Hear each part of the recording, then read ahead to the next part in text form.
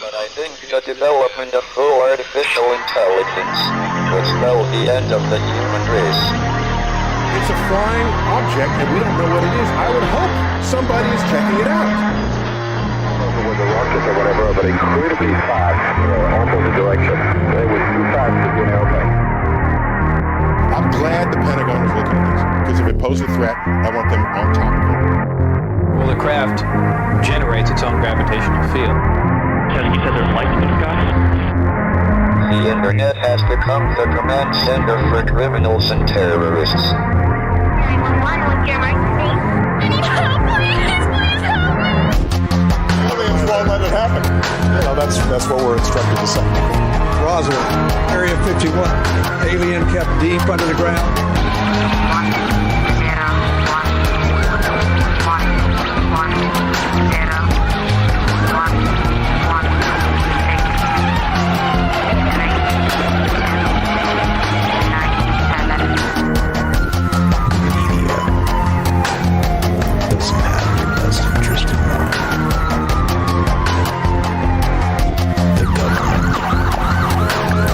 self-serving.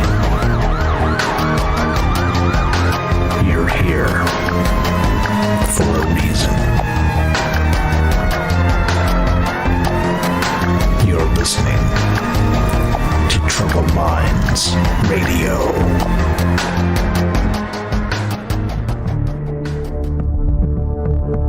Broadcasting live from a secret bunker just off the extraterrestrial highway. Somewhere in the desert sands outside of Las Vegas. From somewhere in space-time, loosely labeled Generation X on planet Earth.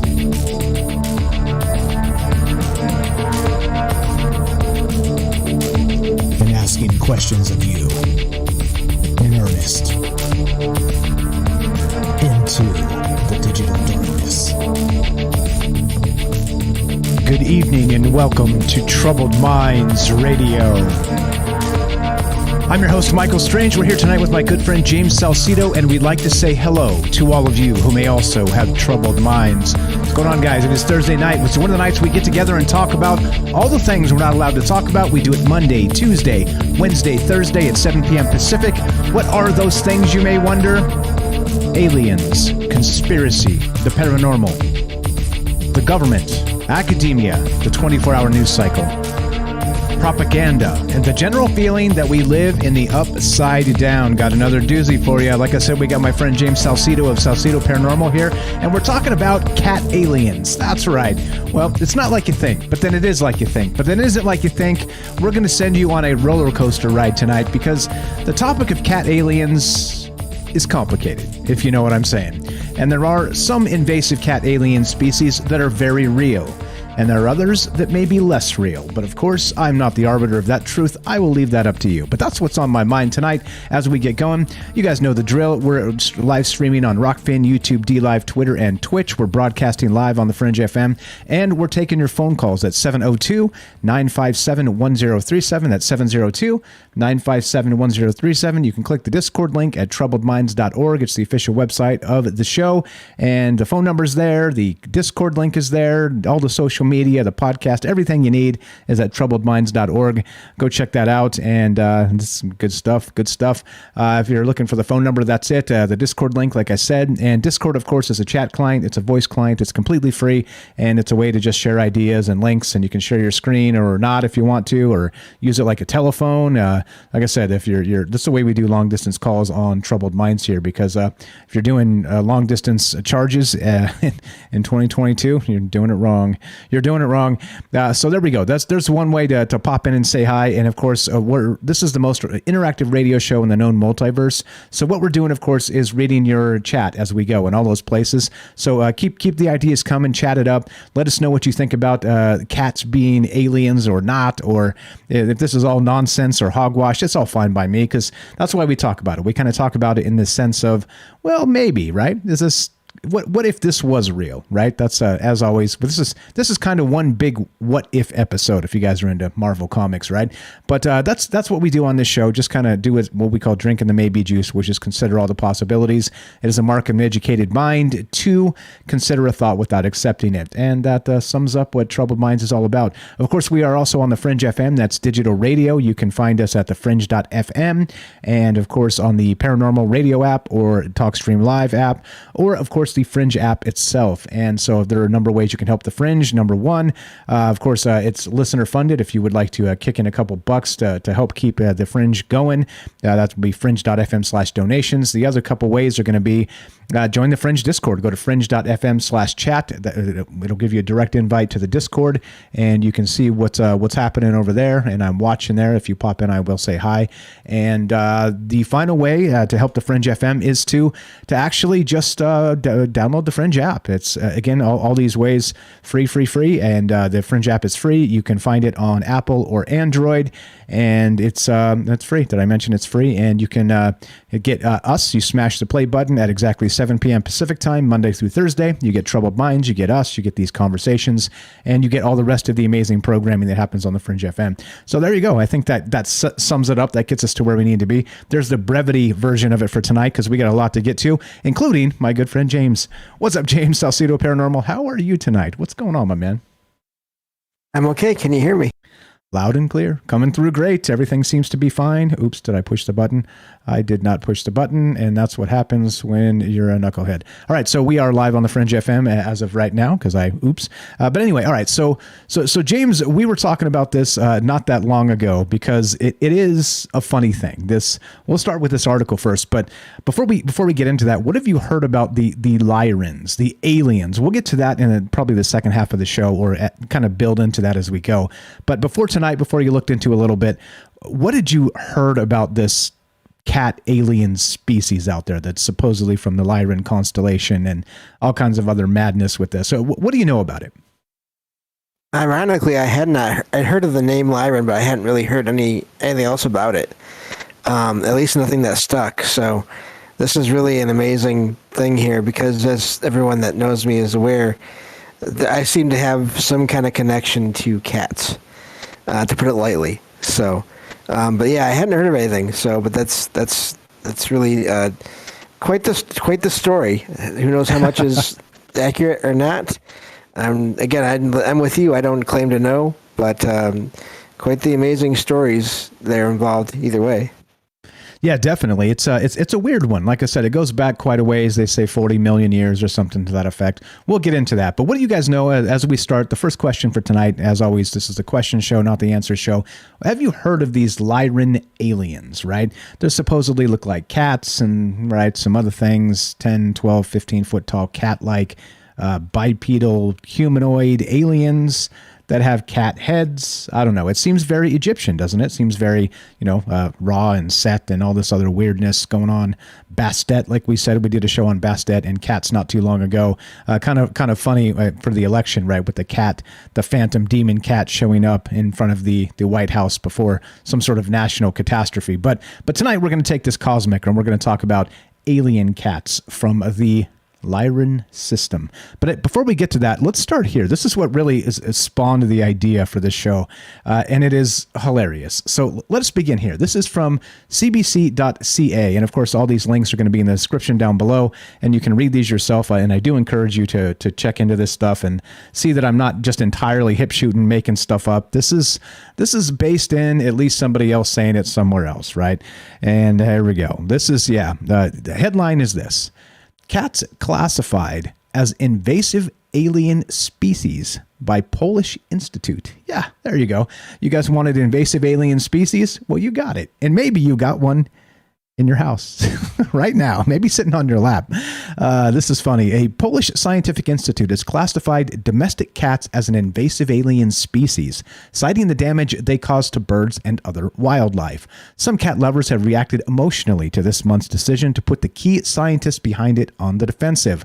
Wojciech Solars, a biologist at the state-run Polish Academy of Sciences, wasn't prepared for the disapproving public response when he entered Felis catus, the scientific name for the common house cat, into a national database run by the Academy's Institute of Nature Conservation. The database already had 1,786 other species listed with no objections, Solars told the Associated Press. However, invasive alien species number 1,787, however, is a creature so beloved that it often is honored in Poland's pet cemeteries, often reserved for cats and dogs. Yes, indeed. Solars described the growing scientific consensus that domestic cats can have a harmful impact on biodiversity, given the number of birds and mammals they hunt and kill. The criteria for including a cat among an alien invasive species are 100% met by the cat, he said. There you go. There you go. Hey, you wanted aliens, you got aliens. But we'll get to the real concept of the Lyrans and the cat aliens. But it is fascinating that even on planet Earth, my friend, we have cats as an invasive alien species. Does that track, James? Does that seem to have any amount of truth? Well, they already, it's hilarious because they already rule the world in their own way. Everyone that has one of them, which is also ironic, that phrase, has to take care of their food and their litter box or boxes and keep them entertained and just give them attention. But no, just it is amazing to me because they have their own way of doing things. And that they're very independent. They're not, in a lot of ways, they're not like let's say cats and dogs. That whole analogy, they're sort of the opposite, I think, in some ways of dogs, in that dogs are very much they rely on the person a lot, whereas cats like to give the illusion that they don't rely on the person a lot, and they don't ask for the things that they want. They expect you to just take care of them for them. Yeah, but I'm kind of half joking, half not. But yeah. Yeah, well, I mean, that's always the joke, right? Is that you own a dog, but the cat owns you, and that definitely seems to be the way. And oddly enough, there's a lot of studies that go back and forth, and cats in particular are super polarizing because sometimes you're just a cat person, sometimes you're not. There's people that just absolutely loathe cats because they're afraid of them, right? Because like a cat can just be chilling, you're petting the cat, and then it spurgs out and it scratches and bites you, and you're like, "Hey, I feed you. What's up?" Right? But they don't care. They're just like, "Hey, I was done with you petting me." so I had to let you know, right? I mean, I get it. I get people being terrified of cats. After you've been scratched so many times, growing up anyway with cats myself, it's you get over it.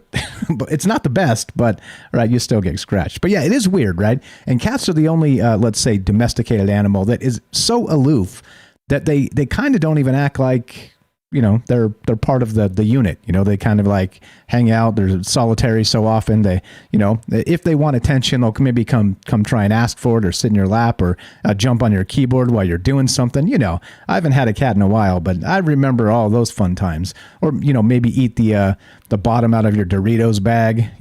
So when you pick it up, it spills all over the place. I don't know. What's up? Robert says cats are evil in the chat. I mean, yeah. So polarizing, cats polarizing, etc. So on. But invasive alien species. So you have a cat.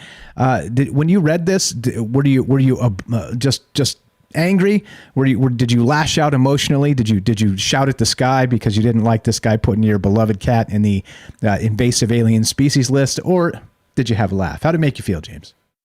Oh, I still laugh at that article, at that concept whenever I hear it.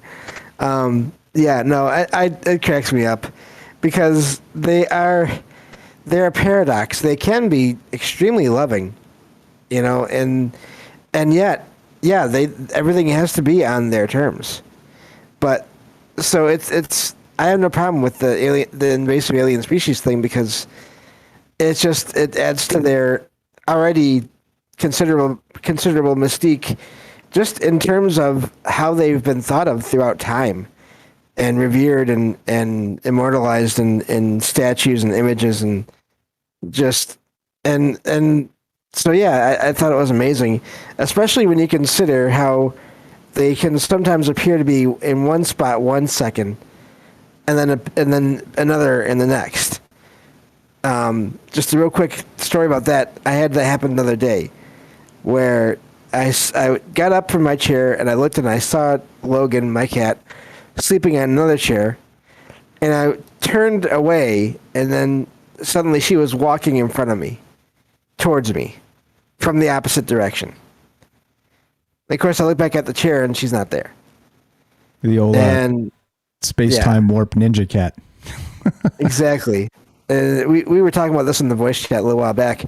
Is what if they're just teleporting in and out of places all the time, and having their own little adventures and doing things that they have to do, to keep their control on the planet, and they just come back and then just have normal lives as far as we know.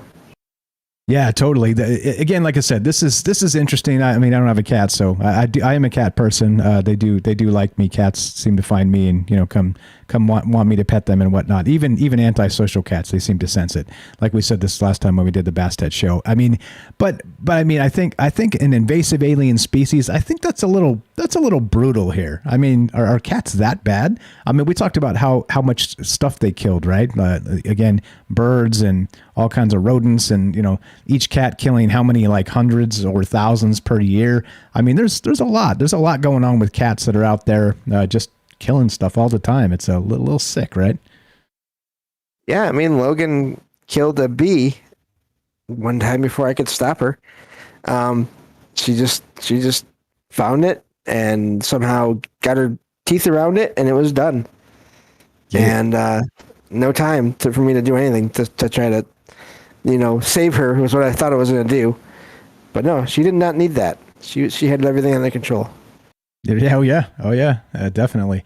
And so obviously cats, like I said, a polarizing thing. It is funny that this is an article from Canada, and they're talking about how a Polish scientific institute has listed cats as an invasive alien species. So it was kind of a fun way to lead into aliens, right? Actual cat aliens. And if you know anything about sort of the UFO mythologies of, let's say, not so much maybe like the last, say, 50 years, you'll know that the Lyran alien is actually, like I said, like I described when we started tonight, a, sort of 10, 12, 15 foot tall, supposedly, of course, this is all supposedly, because again, like I said, I'm not the one making the claims here. These are the claims actually of one very controversial individual that goes by the name Billy Meier. You guys probably have heard of this guy, but due to the claims of Billy Meier, we'll get to his story in a little bit here. But he says that these alien cats are from the Lyran constellation, all right? And the Lyran system, and they have been, let's say, part of humanity's past for up to 40 million years, okay? And even so that they say humanity evolved out in their star system and not here on Earth, that we're a very old race of people, and they brought us over once we were mature enough to have our own planet, something to this effect. I don't know. It seems let's say wild to say the least. So we did a little bit of digging into Billy Meier, and you guys probably know Billy Meier. Not too long ago, he had this situation where they just sold his old photos, right? This is from BBC, and this is back in December of 2019. And Billy Meier is a Swiss national who in the 1970s claimed he had been in contact with aliens from the Pleiades star cluster and had photographs to prove it. And of course, not just there from the Lyran star cluster and all the rest. But here we go. So published in a 1979 book by former United States Air Force pilot Wendell C. Stevens, these photographs later appeared in publicity material for U.S. science fiction program TV, The X-Files. And you may actually recognize the picture. If you look at this one and you're watching the stream, there's that UFO that's up in the sky, right? And so this is famously, they cropped this out and it put I Want to Believe and put it on Fox Mulder's wall in the X-Files, right? So this is the actual that Billy Meier, okay? This exact Billy Meier that has sort of these UFOs that seem to be saucers. And again, as I said, very controversial figure, very polarizing. Some people call this dude straight up charlatan, liar, all the rest of this stuff. And other people believe he's really been in contact with aliens. So we'll get to that in a little bit. But did you know the little trivia there about this being the let's say origin of the Fox Mulder poster, James? Did you know this was a Billy Meier photograph? No, that's amazing in a way. Kind of sums up the whole field, the whole idea of UFOs, ufology, because it can be different depending on how you want to look at it or how your experiences. So, but it can all be in that one picture. Yeah, definitely. And so there we go. So the questions for tonight again. Have you guys ever heard of these Lyran aliens, these cat-like beings going back 40 million years, supposedly, again? And so the origin story of this, it does come from this individual by the name of Billy Meier. And he's, again, basically, he's created a UFO religion around this. And he's got a lot of followers. He's still alive. He's been around for a very long time doing this. And he's, let's see, he is now 85 years old, Billy Meier. And he still says he's in actual contact with extraterrestrials. And this is a deep story, but what do you guys know about it? What do you believe regarding Billy Meier? And we can look at some of his photographs, and maybe, like, personally, I roll my eyes when I see the hubcaps in the sky. I'm like, I mean, back in 1971, maybe it was convincing, but now I'm not, I don't know. I'm not so sure anymore. I look at that stuff and I just shrug like, okay, well, I mean, if this is the evidence of somebody like meeting somebody from another star system, well, how about we get a picture of the cat alien that's 15 feet tall? Why don't we get a picture of that? I mean, you see where I'm going with this, but it doesn't matter much. Like I said, I mean, it matters in the sense of, is this true or is this not? But again, if you believe in aliens, period, I'm not going to change your mind either way. And that's not what I'm here to do. I'm here to talk about the possibilities here. So what do you think, James? What was your initial take when you looked into this a little bit tonight? We had a couple articles. Again, all these links are in the description down below if you want to check this stuff out. And I encourage you guys to do that yourself. And what was your thought when you were reading about some of this? We'll get into the actual story when we get back here after the bottom of the hour. But what were you thinking? Like, in tune with aliens through telepathic communication, cat heads, all the rest of this. What were you thinking when you were kind of looking into this? Yeah, I feel like it's always hard when it comes to these stories. I have a hard time just totally dismissing everything that a person says just based on, let's say, the pictures that they show. Because what if somehow he has been in contact or he has been contacted and there is no physical proof, but he's had these experiences? And this goes for anyone. And I have a hard time just dismissing that just because I didn't have that experience. Because I've had weird experiences that I can't prove to anybody else. But so it's just, I guess it's just something that comes from maybe being somewhat in this whole weird world through experiences where I like to keep an open mind as far as maybe it did happen, but maybe some of the pictures might not be what he claims they are, either because he was just so determined to put proof out there that he faked them, or it was a misunderstanding and they were supposed to just represent what happened. Yeah, and it is a fascinating thing to say that, clearly and obviously, if you've never encountered anything like this or had a bizarre experience yourself, it's easy to just write it off and go, this is all just insanity. But again, we're in this weird sort of UFO situation of, do you believe experiencers or do you not? And so I think it is worthy of discussion here. And let's say, again, drinking the maybe juice. And how real is this? And so that's the question tonight. What do you guys know about these Lyran aliens? Cats, 15 feet tall, telepathic communication, or nah? Or somewhere in between, as always, right? So we've got the difficult job of trying to decipher somebody who created a UFO religion by the name of Billy Meier that says he was in contact with the original Lyran aliens. that contacted him telepathically and taught him about their past and our future. So we'll get to that tonight. What do you think? Love to hear your thoughts on this. 702-957-1037. That's 702-957-1037. This is Troubled Minds. I'm Michael Strange. We're here tonight with my good friend James Salsido of Salsido Paranormal. And we'll be right back. More after the break, your calls, and more Lyran aliens. Be right back.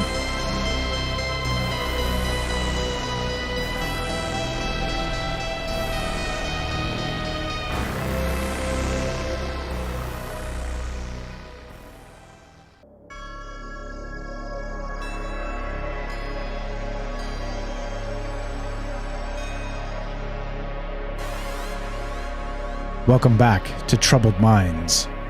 I'm your host, Michael Strange, and tonight we're here with my good friend James of Salsido Paranormal, and we're streaming on Rockfin, YouTube, DLive, Twitter, and Twitch, and we are broadcasting live on the Fringe FM. We're taking your phone calls as we discuss the idea of Lyran cat aliens. Of course, tonight started out with a discussion of invasive alien species. I can't say it. House cats, right? Through this article being listed as an actual invasive alien species. But as cute and funny as that may seem and sound, there is an actual claim being made out there by one Billy Meier. If you guys know who he is, a very controversial figure in the UFO community, UFO fields, this type of thing. And it's because he says he was able to channel information from these cat aliens known as Lyrans. Not just the Lyrans, he's talked about contacting with the Vegans and other type of aliens throughout his lifetime. And this started when he was a very young boy. So, well, I think that's the question, right? Think any of this is real? If he can channel aliens or have some sort of telepathic communication with them.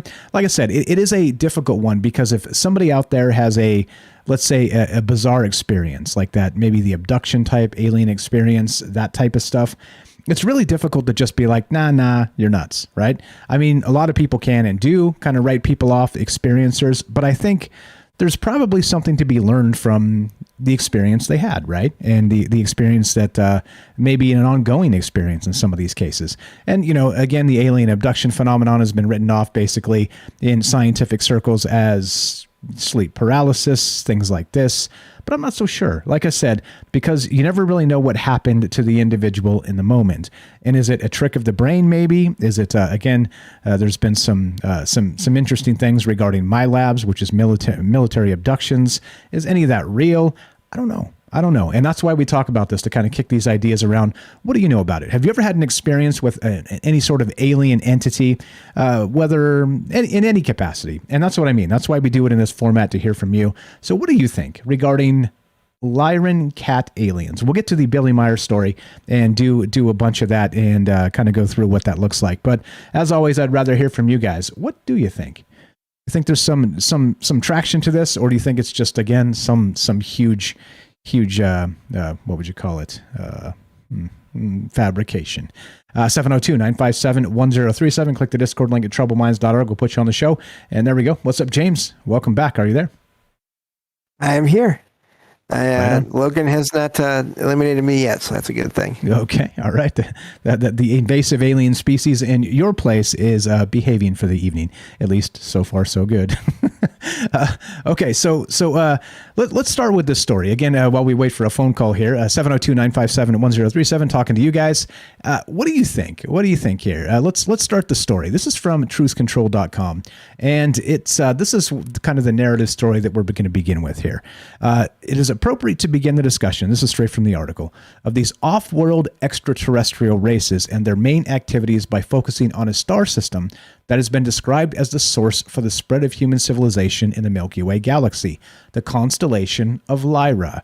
One of the first contactees to describe Lyra was Billy Meier, who received much public attention as a result of his alleged visits from Pleiadians, Plagiarians, and those two types of aliens, and of course the Lyrans from 1975 to 1986, which he supported with material evidence that continues to confound those skeptical of Meier's claims. And if you're interested, by the way, we'll get to the rest of this in just a sec here and kind of follow up this story and see how this shakes out.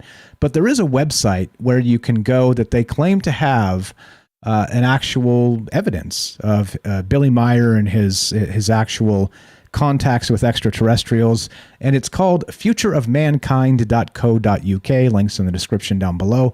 But it says, who is Billy Meier? It's got like all kinds of different information, articles, books, all kinds of things talking about Billy Meier and his supposed meetings with these extraterrestrials over the years, over his entire life, basically. They have audio evidence, they have photographic evidence, they got witnesses, they got all kinds of stuff, right? And it's over there on the left side. So if you want to check that stuff out, link is in the description, futureofmankind.co.uk. All right, so back to the story here. Back to the Lyrans. So comprehensive investigations by a number of individuals and organizations found that Meier's evidence was not fabricated and therefore constituted significant support for his testimony of extraterrestrial contact. Due to the amount of physical evidence he had provided over the years, Meier has gained great credibility, and the consistency and coherence of his testimony suggest that he is indeed an important spokesperson for an extraterrestrial race. And of course, the source here, like I said, is from truthcontrol.com. That's not me speaking those words. I'm just reading from an article. So point being, right? And you can find literally things on the internet, and I've got some links down below saying the exact opposite of this, that this dude's been making this stuff up forever. He's created his own UFO religion, and et cetera, so on. So what do you guys know about Lyrans, and what do you know about Billy Meier? Do you believe his story to be credible in any way? 702-957-1037. Click the Discord link at troubledminds.org. Let's go to Matt in California. What's up, my friend?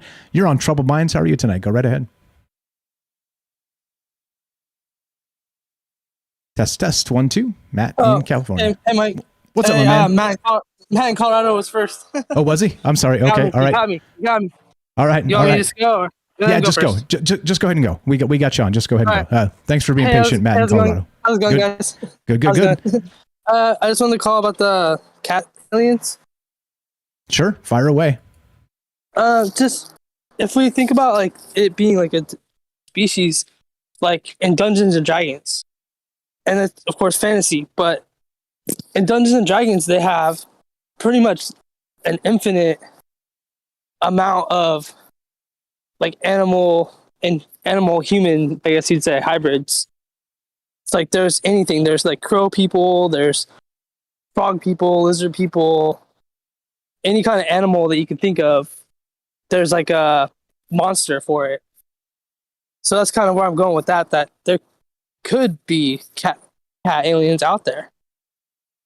Follow me on the Dungeons and Dragons thing? Yeah. I mean, there's, again, folklore and mythology just here on Earth without even going cosmic and galactic and, string theory and all the rest of that. There's a lot of, sort of, let's say, paranormal type experiences that go back hundreds or thousands of years, right? And so, yeah, I mean, and that's the thing. So if you believe in any sort of, let's say, cryptid in any capacity, I don't think it's too big of a stretch. Yeah. Like this is pretty interesting in terms of, so it's supposedly, again, 12, 15 feet tall, aliens with cat heads. It's very similar to like we talked about Bastet, right? And this sort of those Egyptians and how they have like the humanoid bodies, but they have the animal heads. So it makes you wonder, right? Like if there's any truth to this at all. And again, the ancient astronaut theorists say yes, of course, but it's not about that. It's about what we think. It seems like maybe they were drawing pictures of these types of entities. I don't know. I mean, in that, right? Definitely the ancient astronaut theorists say yes, but what do you think? Well, I think too, that was just what I was thinking about different species of aliens. But I also think too, and this is from a book that talks about different species of aliens. It talks about some of these aliens. We talk about like vibration and how there's different vibrations, and maybe some of these aliens or these creatures are on such a higher vibration than us, and that's why we don't see them. We're on like the 3rd dimension, and they're on like the 7th dimension. And remember, 4D toys. We can't see them because they're vibrating at a higher frequency than us. And so the only way for us to see them is to either raise our vibration or for them to lower their vibration if they want to communicate with us. And I think that creatures that are, like 7th dimensional or higher dimensions, I think that they're like beyond ego and stuff. So they would only want to like help people and try to raise the human consciousness to, to be better. So I think that these creatures are just like on a different dimension. That's why we're not seeing them. Yeah, this is a weird one too, because a lot of that sort of let's say apocalyptic alien type stuff, a lot of that does come from Billy Meier, and saying that he was in contact with a bunch of this different types of aliens, and they've been warning him about mankind destroying ourselves through climate catastrophes and endless wars type stuff. And I mean, it doesn't take too much to consider that we're doing terrible stuff to the planet. So that tracks with me. But again, it seems to have sort of found its way into these other UFO mythologies, that when people are contacted, this is the type of stuff, information that's being downloaded supposedly to people from somewhere else. So it is. There's, as usual, there's a beginning to these stories, and Billy Meier goes back a long time. Like we'll get back to his story in a little bit here, but he was supposedly meeting with like aliens when he was like 10 or something like that. It was like very young. I can't remember the exact age, but he's been, and again, he's 85 years old now. So that was a long time ago. So it is interesting how some of it kind of follows some of these origin stories of, well, maybe this is where it all came from. But go ahead, we'll go right ahead. What else you got regarding cats and aliens and everything else? Just like I was saying too, like different species, like how there's different types of cats. There's like domestic cats, and then there's like Maine Coons, and then there's lions and tigers and different species of a feline. I guess this feline species. Then there could be that many different aliens too. There could be like a lion alien that would be like Sekhmet from Egypt, and then there could be like a short-haired Lyran or a Maine Coon Lyran, or like a lion person, a tiger person, and so on and so forth. Different breeds of this alien species. Yeah, I mean, that makes sense. Yeah, it's seriously. I mean, and then the thing is too, like I said, as far as aliens are concerned, they're going to be probably beyond our wildest imagination. So who knows what that actually looks like. So to say that, this is, beyond the pale and so outlandish, I don't know about that. But again, like Bobby Broadway in the chat says that this stuff's real, but Billy Meier was full of crap. so who knows? What else you got, my friend? Just speculating, and as always, don't know, but I think it's cool to think about it. If there is cat people out there, I mean, everybody loves cats. So, yeah. Thanks, Mike. Good night. I appreciate the call. You're the best. That's Matt in California. Good friend of mine. Good friend of the show. Tell Lacey we said hi. Thanks a lot. So what's your take on that, James? What do you got for what Matt said there? Yeah, I agree. I think there's another thing that makes me wonder if any of this is real, in that the article said that Billy Meier was just one of the first to be receiving messages from possibly these beings, these aliens from other places. So if that's the case, then maybe that's the what's happening. Yeah, it could be. There you go. Thank you, Daryl. So I don't know. We're as usual, guys. We're drinking the maybe juice and thinking about what's going on with these cat aliens. Right? They're called the Lyrans, if you've heard of it. And again, the story goes back to Billy Meier, all the way back to, let's see, he says he was being in contact with the Pleiadians, the Pleiadians from 1975 to 1986. And the story starts way back further than that. Like he was a young man, not even a man yet. He was a little boy when he first started meeting these aliens, supposedly. So what do you think about Billy Meier? What do you think about these cat-type aliens? Love to hear your thoughts on this. As always, right, like all takes are welcome. If you think this is all garbage, it's fine. Like that's why we kind of talk about it. Like what are the possibilities here? Love to hear your thoughts. 702-957-1037. That's 702-957-1037. Click the Discord link at troubledminds.org. We'll put you on the show. Matthew in Colorado. Thanks for being patient. Sorry for the mix-up. You're on Troubled Minds. Go ahead, my friend. How are you? Hey, good evening. Can you hear me okay tonight? Perfectly, sir. Go right ahead. Oh, good. Yeah, I'm gonna give this a definite maybe on the Lyrian aliens, and one reason, because like we were talking about with the Egyptian goddess, and it's her. The first one we were talking about is slipping my mind at the moment, but the other one, Sekhmet. But what was the first one? Bastet. Bastet, right? Bastet. You got Sekhmet, and I called into that program and told the story that I had heard about these ancient cat-like beings, bipedal, basically humanoid, but had, the faces of, basically a cat or feline. That goes back to the days of Lemuria, which was probably tens of thousands of years before Atlantis. And that story was that they were actually from the future and had traveled back in time. And a couple of the comments I had were, exactly what Matt from California said. So one, you can bring in this sort of interdimensional aspect, or like I just did with like time traveling. And then the other point was, all the different potential species. So, I mean, let's just, I think about it kind of logically, like if you look at, the Drake equation and potentially how many worlds and planets might be inhabited by intelligent life, and how many of them might be, a million years ahead of us in schedule and arrived here. And like you said, we have no idea what these things would look like. And then, so when you get stories of, okay, there's the reptilians, and there's the grays and the blondes, and then the Palladians and the Arcturians and and the Lyrians, and so you go into this, almost this whole galactic federation of different beings that appear very differently, that come from different worlds and or even different dimensions, which brings up, like, if they're coming from a different dimension, when they manifest physically in the third dimension, can they take any form they want to?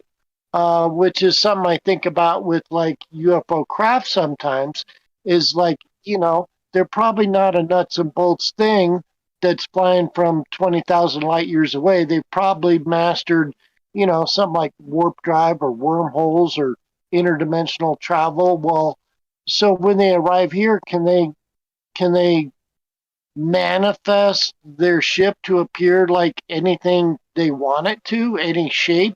And a lot of those UFO reports, they change shape, they morph, they alter. Well, if you apply the same sort of reasoning to the extraterrestrials, you're like, it could be some weird, like Matt was saying, seventh dimensional being, and he comes to Earth and he just chooses, well, this is what I'm going to look like,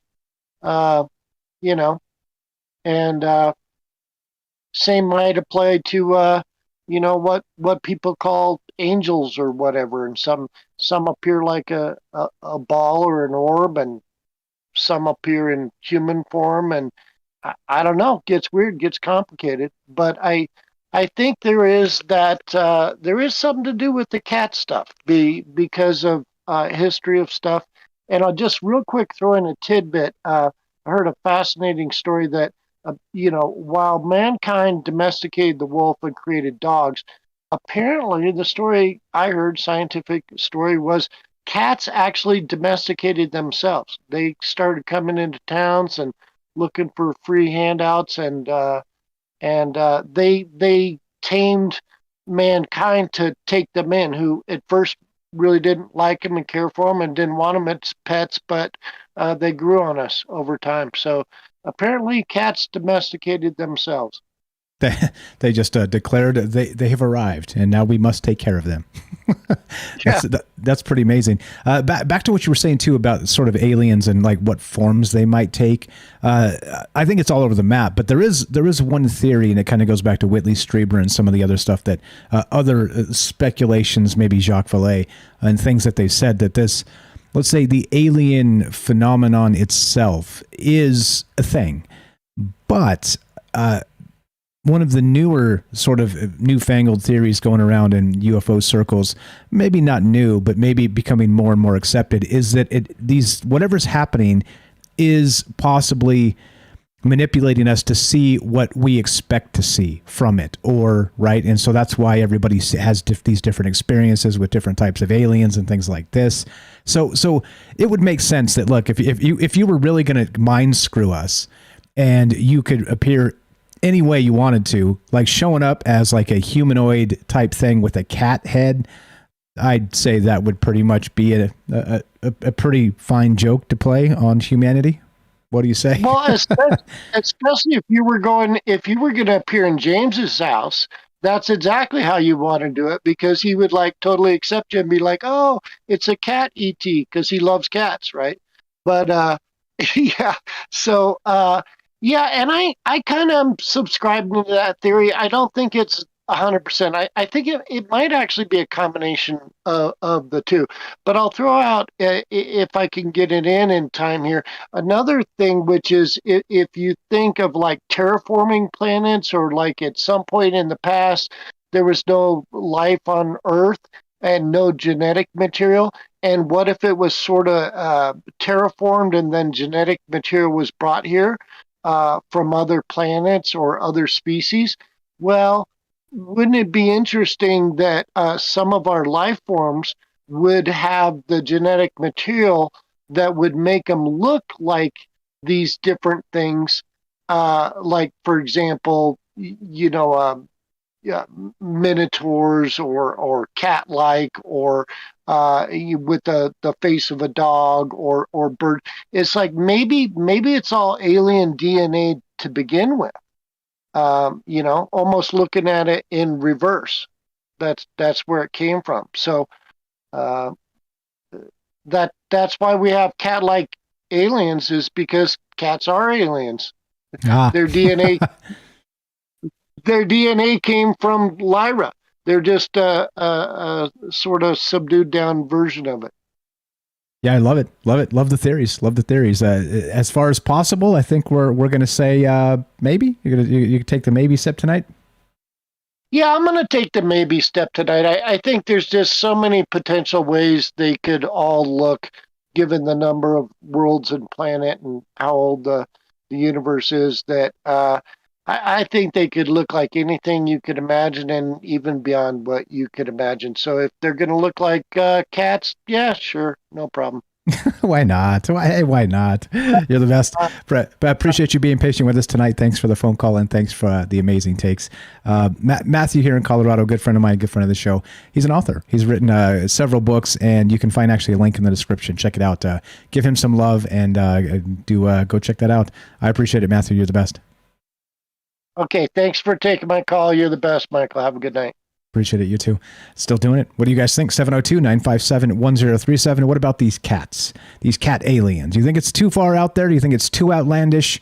Or do you think that maybe this tracks? What do you think, James? Got a couple minutes before we gotta go to break. What's your take on what either Matt or both Matt said? Yeah, great calls to start with. And I do. I think, so often we hear about people having experiences where they're all looking in the same direction, but they see different things, or they see things changing shape, like Matthew said. Or I think it was Matthew. One of those two. I'm sorry, I'm terrible with that. But the way that sometimes things in the sky will change shape, and that's why I'm always interested in whatever we see, and keeping in mind that sure, maybe if it looks like it's technology, it could be something from here. Let's say from a government. But then, if all these aliens are so advanced, why couldn't they make something that looks like what we would think our own governments would make? So, yeah, lots of possibilities there. Yeah, for sure. And again, as always, that's why we talk about this stuff. I don't know. I'm not sure how I feel about the cats themselves, like cat-headed aliens. I think I'm probably more inclined to believe if aliens are real, they're probably manipulating what we see. I kind of like that theory the best because, again, some people see the little green men, some people see, mantis, aliens. I mean, it's all over the map. And to say that maybe it is like Matthew said there, that there's maybe that give you this idea of this galactic federation of aliens, maybe it's not. Maybe it's, again, like, think about this. Like we've talked about sort of those primordial trickster spirits sort of things. What if it's that? And it's like something that's here, that's always been here, that's just like, let's mess with these guys. Let's mess with these human ants stomping all over my planet, you know? You never really know. Yeah, and what if there's different reasons for the trick, for the manipulation, and it's not always bad. It's just to keep us from being too afraid. Amen. Amen. I appreciate it very much, James. I don't know. I'm on the fence here again. Well, so what do you think about Billy Meier so far? This story. We got about 30 seconds, but you buying this, or you somewhere in the middle? Always in the middle, but again, given that people have had similar encounters that where it seems to be the same species, after that, maybe there's something to it. Maybe there's something to it. We're talking about the Lyran aliens tonight. That's right, I said it. The Lyran aliens, the cat-headed aliens, right? This goes back to a story by Billy Meier. Not a story, an account. He says it, an eyewitness account of him actually contacting or being contacted by actual alien entities. Again, what do you think about this? Have you heard of the Lyrans, the cat-headed aliens? What do you think the theory is here? And if it's all hogwash, or if it's some sort of trickster spirit like I suggested, love to hear your thoughts, your takes, your theories. 702-957-1037. That's 702-957-1037. This is Troubled Minds. I'm Michael Strange. We're here with my good friend James Salsido of Salsido Paranormal. Don't go anywhere. More Billy Meier, Lyran aliens, and your calls when we return. Be right back.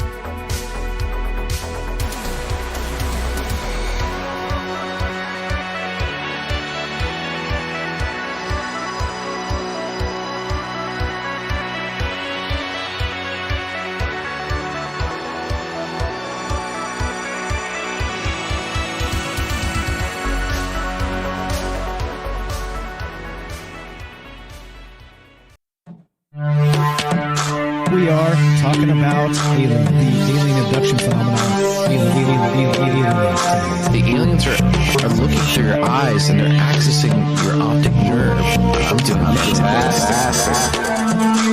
Through that optic nerve, they're transferring to your brain. People are random images as they traverse neurons in the brain. So all right, so maybe and they also feel them clamping. Broadcasting live from a secret bunker just off the extraterrestrial highway. Somewhere in the desert sands outside of Las Vegas. From somewhere in space-time, loosely labeled Generation X on planet Earth.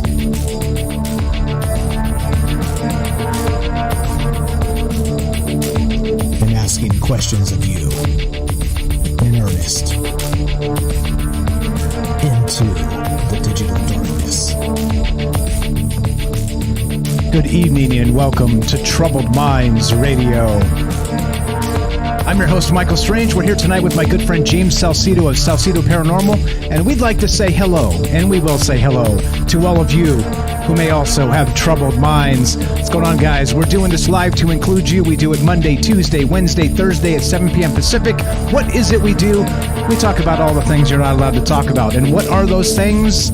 Aliens, conspiracy, the paranormal, the government, academia, the 24-hour news cycle, propaganda, and the general feeling that we live in the upside down.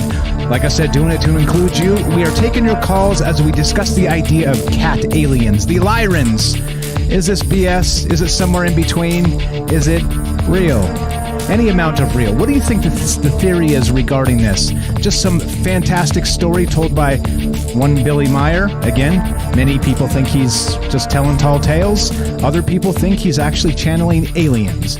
I'm less concerned in what they say. I'm more concerned with what you say. What do you think? Do you give this any amount of credibility at all? Or, like I said, for me personally, I like to sort of lend at least a believability to experiencers. Now, if they've made a career out of it, a career experiencer, and maybe, telling tall tales, Who's to say? I mean, and that's the thing, right? And some people will say they're grifting or they're doing this or doing that. I don't know. Like I think that's a little harsh because you never know. You never know when people have altered states of mind. You never know when, like you can do that with just regular substances. Let's say you're on a medication and your dose gets out of whack. Who knows? Like this is the type of stuff that happens on a daily basis to people all the time. And if it brings you into an altered state of consciousness, maybe this stuff isn't so ridiculous to think that you saw this, you experienced something. But what is it? And I'm not suggesting everybody, on any sort of medication is going to see cat aliens. But what I am saying is that it's a complicated world out there, and just kind of trashing experiencer accounts because you're like, nah, that can't happen. I think it's not fair. So I don't know. I'm in the middle here, just in terms of could this be real? I think, yeah. I think in terms of it's a very wide universe, very big in many ways, and there's a lot of mysterious things out there. So maybe. But I'm also going to give it a little more credence in that, let's say there's some sort of maybe mind screw going on. And with these cat aliens, maybe there's, something manipulating what we see. And it's not that at all. Maybe it's something else entirely. So I don't know. As always, like I said, less important what I think, more important what you think. 702-957-1037. That's 702-957-1037. You can click the Discord link at troubleminds.org. We'll put you on the show. It's as easy as that. We're streaming on Rockfin, YouTube, DLive, Twitter, and Twitch. We're broadcasting live on the Fringe FM. And we're here with my good friend James of Salsido Paranormal. Hang tight, Daryl. We'll get to you in just a sec. James, anything to add to all that blah, blah, blah I just said? Damn, I can blah, can't I? You are one of the best bloggers out there, and there's an echo. Blah, my bad on the echo. Let me click the button and go right ahead. Okay, but yeah, you are one of the best bloggers out there. I mean, just to say that again. No, but I kind of just mentioned at the very end of the last segment, but I think based on that article that you started with, the story and everything, the fact that it mentions that there are people after Myers who also claim to have been contacted or channeled these aliens, it makes me wonder if that could indicate that there is something going on there more than just misidentification or exaggeration or out and out fraud. Again, I'm talking about the channeling or the contact here more than the pictures, because it does seem like they are very much controversial. So, but just the concepts themselves are really amazing. Yeah, and so what we're talking about is like the Billy Meier story, right? And here's an example of one of the images that he basically took, right? And this one is, very X-Filesy. And if you're looking at this, it looks like a hubcap, kind of tossed and, maybe taken with a tripod. And I would think, clearly this is fake, but I would think that to get this, you would have had to try many times to get like a nice exposure of this. And, if you look at the sort of the size of this and based on the tree behind it, it looks fake. It just looks fake. Everything about this looks fake. It looks like somebody, again, like Robert said, just tossing up hubcaps and taking pictures. He was unrivaled in that particular skill. But so this is the individual we're talking about. It's Billy Meier, right? And he, again, back to the beginning of this, where this all started, is he's an experiencer, right? He says that since he was a young boy, he was actually in contact with aliens. And in this particular case, it's the Lyran aliens that we're talking about tonight, which are like cat-headed, right? Like 12, 15 feet tall, something to this effect, bipedal, humanoid, but they have a cat head, right? Seems wild to even consider as real. But like I said, I kind of prefer the idea that maybe whatever we're experiencing in these types of things may be something messing with our mind, with our perception, with maybe our consciousness. And I don't know. Like I said, I wish I had answers here. I don't have any answers. I just, as we get into this stuff, I always have more questions. But as always, what do you think? 702-957-1037. Click the Discord link at troubleminds.org. We'll put you on the show. It's as easy as that. Let's go to Daryl in New York. Thanks for being patient, my friend. You're on Troubled Minds with Mike and James. How are you tonight? Daryl in New York, are you there? Oh, sorry. There we go. There we go. Loud and clear. What's up, Daryl? How are you? Go right ahead. So, you know why you don't want to play poker with a Lyran? Why is that? Because they're all a bunch of cheaters. Oh, Bo, we got the first dad joke of the night. Damn it, Daryl, why? Okay, one more. All right. Do you know what Lyrans use when they have bad breath? What's that? Mouthwash. Mouthwash. Oh, we got the second dad joke of the night. Right on. Good stuff. Oh, you got one more. All right. Go right ahead. What happened when the Lyran swallowed a ball of wool? Tell me. She had mittens. Oh, third dad joke. Zing. we need the drum. Okay, so what do you know about Billy Meier? Do you believe the Billy Meier story and that he was actually somehow channeling and in contact with aliens? Or I mean, so we have these two things happening. Like James was just saying, we have these hubcaps in the sky that he says were these ships, these craft, right? That are clearly faked. So we've got that. But then we have this other story. So how do the two sit well with you? Are they two different things we should take to throw out the pictures and say, well, maybe? Or what do you think? I'm one of the people that kind of more believes Billy Meier than doesn't believe Billy Meier. So maybe I'm not the best person to talk to about this, because I think, he spent that much time taking these pictures his whole life. Like why would he spend all that time? And a lot of people think that a lot of pictures are faked when they're not, like a lot of people said, oh, that's so CGI, they accused me of CGI, and I don't even know how to use CGI. So, I mean, a lot of people accuse people of using, fake stuff. So I don't know. I kind of believed him, but I wanted to tell you, I had listened to this podcast, and now after listening to Matt's call, I'm wondering if this guy might be telling the truth. Of course, I doubt it, but he was telling the story, and he was like on some major podcast. Like I think he might have been even on Coast to Coast. And he described meeting an alien, and it sounded like a cat alien, and it had a tail. And he went into such detail about it. He said she had cat eyes that had slits, and that looked like the eyes of a cat. She was very pretty, but she had a tail. And she got so excited when she saw him because she was sexually attracted to him. This is where the story kind of got like, yeah, right. And he went into hey, that is one sexy kitty. And he said she was in heat. She was in heat. Like she needed to have sex, and she really wanted to have sex with him. So he had to, he had to do the right thing. He was just doing the right thing because she was suffering otherwise. So, he went into such detail, and he was on more than one show. So I've heard him on multiple podcasts. So people were taking him somewhat seriously. He was on like pretty good podcasts, Yeah. And that's Billy Meier, right? That's Billy Meier we're talking about? No, a hillbilly. Like, I don't know who this guy was. He was a guest that said he had sex with a Lyran. Oh, I see. Okay. All right. Yeah.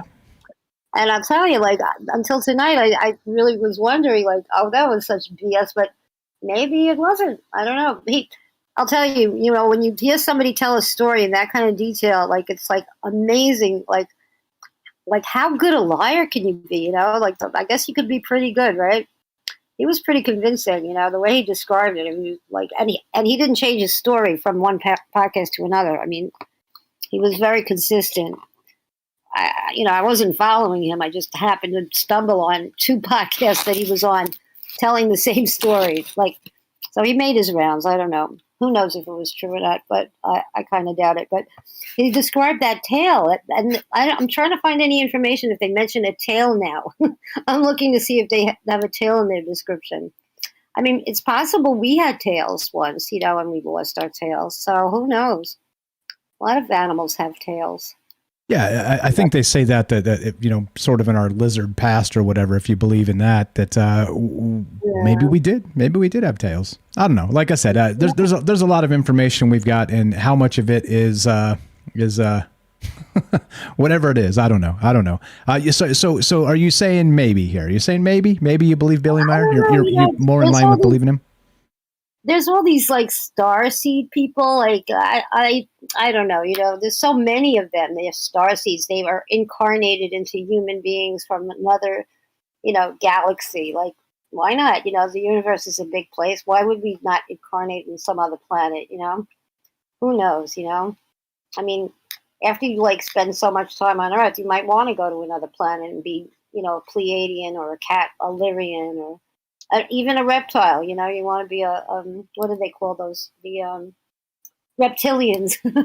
Yeah, I want to be an alligator in my next lifetime. I don't know. Yeah, why not? But they usually say they're from the Pleiades. Or if they're from, I don't know, that they're either from the Lyrian galaxy or this galaxy or that galaxy or that whatever. So I don't know. Nobody ever said they were a reptilian in another life, though. I've never seen a reptilian starseed. That's a curious.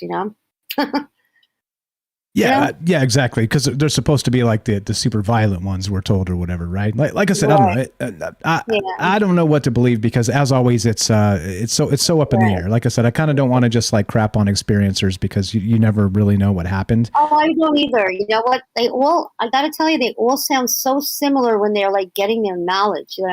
Like it seems like they're in constant contact with whatever like spirit animal they have with them, or spirit guide, or alien, telepathic contact with their alien, contactees, and they're always getting information from them, and like they don't even skip a beat. If you ask them questions, they're always like so quick to answer with a really, a really comprehensive answer that makes sense. Whether it's, who knows, if it's based on reality, but it sounds like it's possible. I mean, they seem to have a lot of knowledge about the past, the present, the future, and human nature. And they are very empathetic and empathic. So there is something there. They all are very similar in that way. They seem to have some kind of connection to something spiritual, and who knows what that is. If it's an alien or their past life, or I don't know, maybe their spirit cat, the Sphinx. I don't know. Yeah, it's wild a little bit that so we started again the conversation tonight with this article about cats classified as invasive alien species, kind of as a joke, but kind of took it and used it as a way to kind of kick off the conversation about actual cat aliens. I actually didn't expect to find that the origin of this story, as far as I could tell, was Billy Meier. I was surprised by that, and so I thought maybe it had originated somewhere else, but yeah, it's very in line with what he said. His contacts with, he says he's actually been on a Lyran ship and all the rest of this stuff. So like you said, it's so difficult to I don't know. Like I'm so split on it because sometimes you don't want to believe this, sometimes you do want to believe it. And like I said, at least like not crapping on experiencers just for me, I think is kind of lowbrow. Even if you don't believe them, don't give them any air or whatever. But still, it's, you know what I mean? Yeah, I don't know if it gets that far. I mean, and half the time you say, well, were you sleeping when it happened? Were you awake? Oh yeah, it was astral, okay, astral travel, whatever. I want to know if you were totally alert, aware, and telepathic communication. It's so negligible. I don't know. But I think his pictures are credible, some of them. And I've heard some, people that were big supporters of his or proteges of his that have talked very highly about him, and didn't like the bad rap he was getting, and had a lot of evidence they felt that showed that he was the real deal, et cetera, et cetera. Now, if he went into this, once they start getting to the spacecraft, I'm not sure, but I could, I think if they take a good picture, I would like to look at it. That's about it. Yeah, totally. All right, cool. What else you got? Well, that's about it. I mean, I think we have a connection to cats that's very, serious. I think we like, look how wonderful cats are. And cats are like, they're wonderful creatures. They have like this perfect stretch. They can do perfect yoga positions. They can jump from high places. I mean, they have 9 lives. There's something about the 9 lives that makes me wonder, maybe that makes them a little more immortal than the average animal, But we do have a connection to cats, and we do love our cats. And, look, the Sphinx, I mean, they loved a cat enough to put a big monument of one. But I don't think it was a Sphinx originally. It was a cat. I think it might have been just a pharaoh, right? Yeah. But again, Bastet, like we said, Sekhmet. There's some of those old sort of ancient Egyptians of the bipedal gods that had cat heads. Yeah, I don't know. Jennifer says there's so much in this. It goes back to ancient times here. Let me read the quote exactly. The origin is ancient, she says. So yeah, maybe hear from Jen in a little bit here. But yeah, I don't know. I think regarding this, we're going to get into the story a little bit more and kind of show you where this began. And like I said, I was surprised to find that this had a connection to Billy Meier. Appreciate the phone call, Daryl. You are the best. Always a pleasure. Thanks for listening. Thanks for the call. Thank you. Have a great night. Daryl here, a good friend of mine, good friend of the show. She's got a podcast, not a podcast. She's got a YouTube channel. It says follow Daryl here. Links in the description. She's got paranormal stuff. She's got Morgellon stuff. She sings in English and French. You can find her at least a couple times a week singing karaoke on the Troubled Minds Discord. Go to troubledminds.org, click the Discord link. Come meet Daryl. She's amazing. And that's that. I appreciate it very much. James, take on that before we read a little bit more of this Billy Meier story. Yeah, pictures to me, I do agree with Daryl. I think it's always hard to tell for sure what's going on in the pictures, and I always do wonder about that when there's pictures that seem like there's half the people saying it's fake, half the people saying it's not. It always just makes me wonder. Well, then how do we really know? But again, that's part of why I'm more interested in the stories of people's experiences in their own words and seeing what we can figure out from that on its own, because again, whether they're real or not, pictures can be dismissed so easily at times by people because these things do look like they're faked and sometimes, and I'm sure there are fakes, and then it makes me wonder now too, in those cases of where it's not fake but it looks like it, how does that work? How is that accomplished? But yeah, great call as always. Great calls from everyone, and looking forward to the rest of the show. Right on. So that's what we're talking about tonight, guys. Billy Meier, and like I said, we started with this idea that cats, are an invasive alien species, kind of tongue in cheek, because they kill a lot of rodents, they kill a lot of birds, and so in Poland, this particular scientist by the name of Wojciech Solars actually put cats on the invasive alien species list, much to a lot of people's chagrin, because they were, they love their cats. And they're like, Fluffy's not a murderer. Fluffy's a murderer. Sorry, Fluffy's a murderer.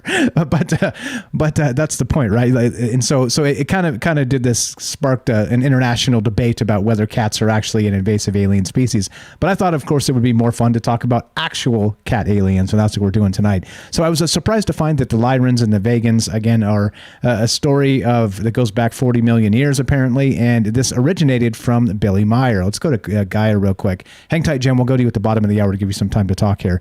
In 1942, a 5-year-old Edward Albert Meier, later known as Billy Meier, wandered far from the farms and sweeping countryside of the Swiss town of Bulak, and deep into the woods. He came upon an elderly-looking gentleman named Svath, I guess you would say, who was standing in the dense forest wearing garb that resembled a deep-sea diving suit without the helmet. Despite the man's odd appearance, the little boy did not fear him, and the two struck up a conversation telepathically. This was to be the first of what Meier claimed to have been lifelong interactions with beings from other planets. Now an icon in the UFO community, Meier has gained a loyal following of those who readily accept his claim that he is the seventh world prophet in the footsteps of Enoch, Elijah, Isaiah, Jeremiah, Jesus, and Mohammed, heralding the coming of world wars, intergalactic discoveries, environmental disasters, and more.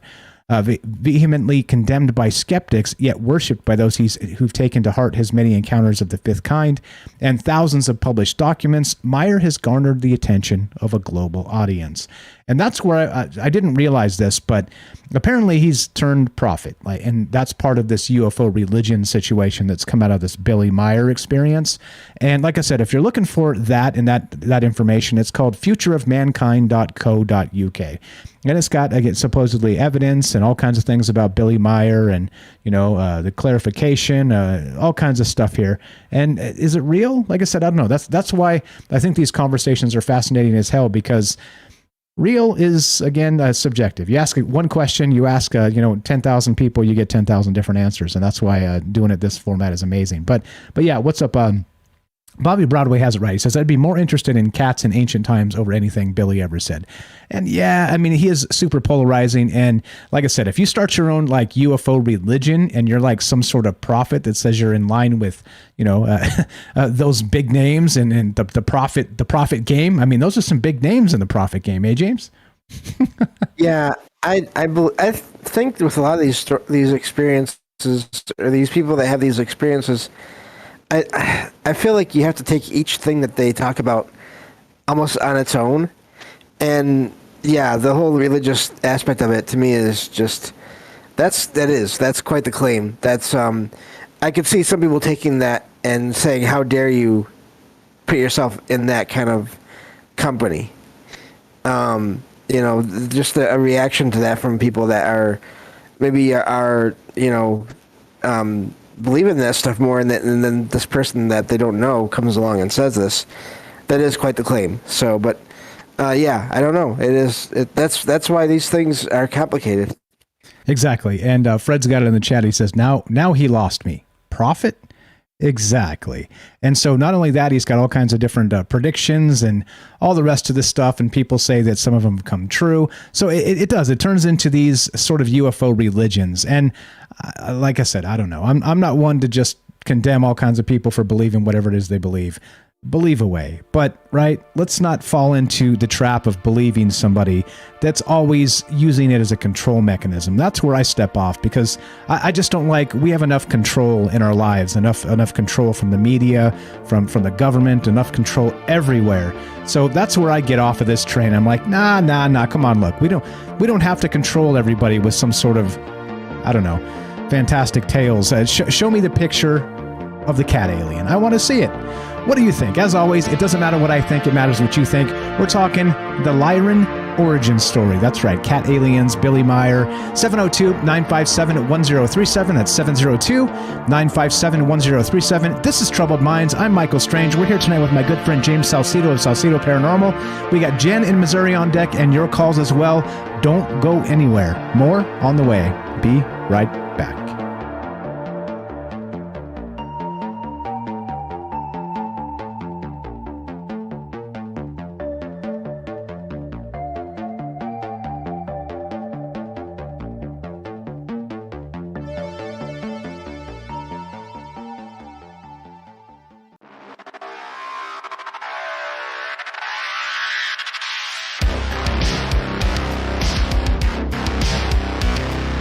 Welcome back to Troubled Minds. I'm your host, Michael Strange. We're here with my good friend James Salsido of Salsido Paranormal, and we're streaming on Rockfin, YouTube, DLive, Twitter, and Twitch. We're broadcasting live on the Fringe FM. Tonight, we're taking your phone calls as we discuss the idea of cat aliens, the Lyrans. What does this mean? Again, this story, like the modern story, traces back to Billy Meier, as far as I could tell. Of course, it's not the only source, but it is interesting to me that, again, he's got his own cult, right? His own UFO religion, which again, like I said, that's kind of where I step off. But does it mean that it erases the possibility of cat aliens actually existing somewhere out there in the known multiverse? Love to hear your thoughts on this. 702-957-1037. That's 702-957-1037. You can click the Discord link at troubledminds.org. We'll put you on the show. It's as easy as that. James, anything to add to that before we go to Jen real quick? Just real quick, yeah, I do agree with you. Control is never good in that kind of situation, despite the joke that I made in the chat. So, but yeah, great show, great calls for everyone. Right on. You're allowed to make a joke, James. You're allowed. We're still there's still humor allowed in the world, my friend. All right, so there you go. Let's go to Jennifer in Missouri. What's up, my friend? You're on Troubled Minds. Go right ahead. How are you? Hello. You there? Good evening. Good evening. I hear you loud and clear. What do you know about cat aliens, Jen? Oh, I don't know. I want to say you guys are doing a great show, and James is doing awesome. And it's a really cool topic. It's really strange to think about because, there's, this Billy Meier. I actually, at first when I saw the topic, I was like, Billy Meier, I didn't know who it was necessarily, but then I saw the pictures and I was like, oh, this one. So I didn't realize he had talked about this at all. But I think it's very important to mention that the pictures do look, to me, anyway, and then the cult aspect of it and everything. But what I really wanted to talk about was the concept of the idea that are there some type of beings out there that look, or to people, it seems there's some type of connection with felines, or that there might be some kind of where it seems like they are maybe coming from the stars, or that these are some type of interdimensional beings of some kind.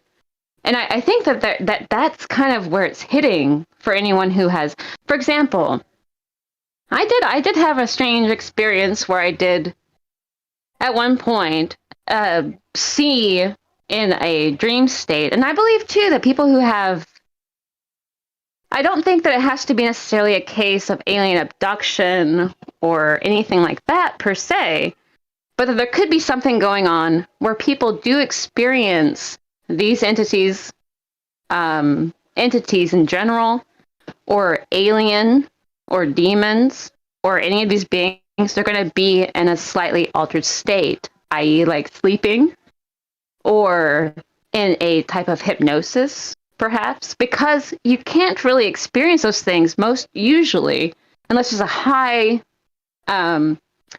something funny going on with the ground itself, like a high electromagnetic field seems to induce visions. And then there are substances that will do that too, but people, I think, have to be in a different state of mind outside of survival in normal life. And that tends to happen in REM sleep, or it happens in a state of hypnosis where they will encounter these things. And in fact, I would speculate, like, with no certainty at all, just speculative, that they might encounter many of their abductions without even leaving their home, that it's happening to one of their, to the inner life of the individual, because it's obvious that people are having two lives, maybe more than that, because you have your living life here in the real world that we all look and touch and feel and sense. And then there's an inner world going on too. And in that inner world of the imagination and such, they are experiencing things. But in the dream state is where I saw something that looked kind of like a feline, but I wouldn't say it was a cat. In fact, it makes me think about, like, what I kind of saw reminded me of a gargoyle or like a lion. Something like that. Something akin to that, because the eyes, it was our demon, perhaps. The eyes looked like a cat. The structure of the face looked like a lion. And it reminds me of things like, in all of the old mythos and stories, where they're talking about the dimensions and the watchers, the gargoyle, if you think about a gargoyle, they look kind of like a lion. They look, if you look at any animal on the planet, what does a gargoyle look like? What do they look like? And I mean, they look kind of like a lion or a panther or a leopard or something. They look kind of like that. They don't look like a bear or a dog. They look kind of like a feline of sorts. And so I think there's a confusion of, in some way, and these are considered to be some kind of protection.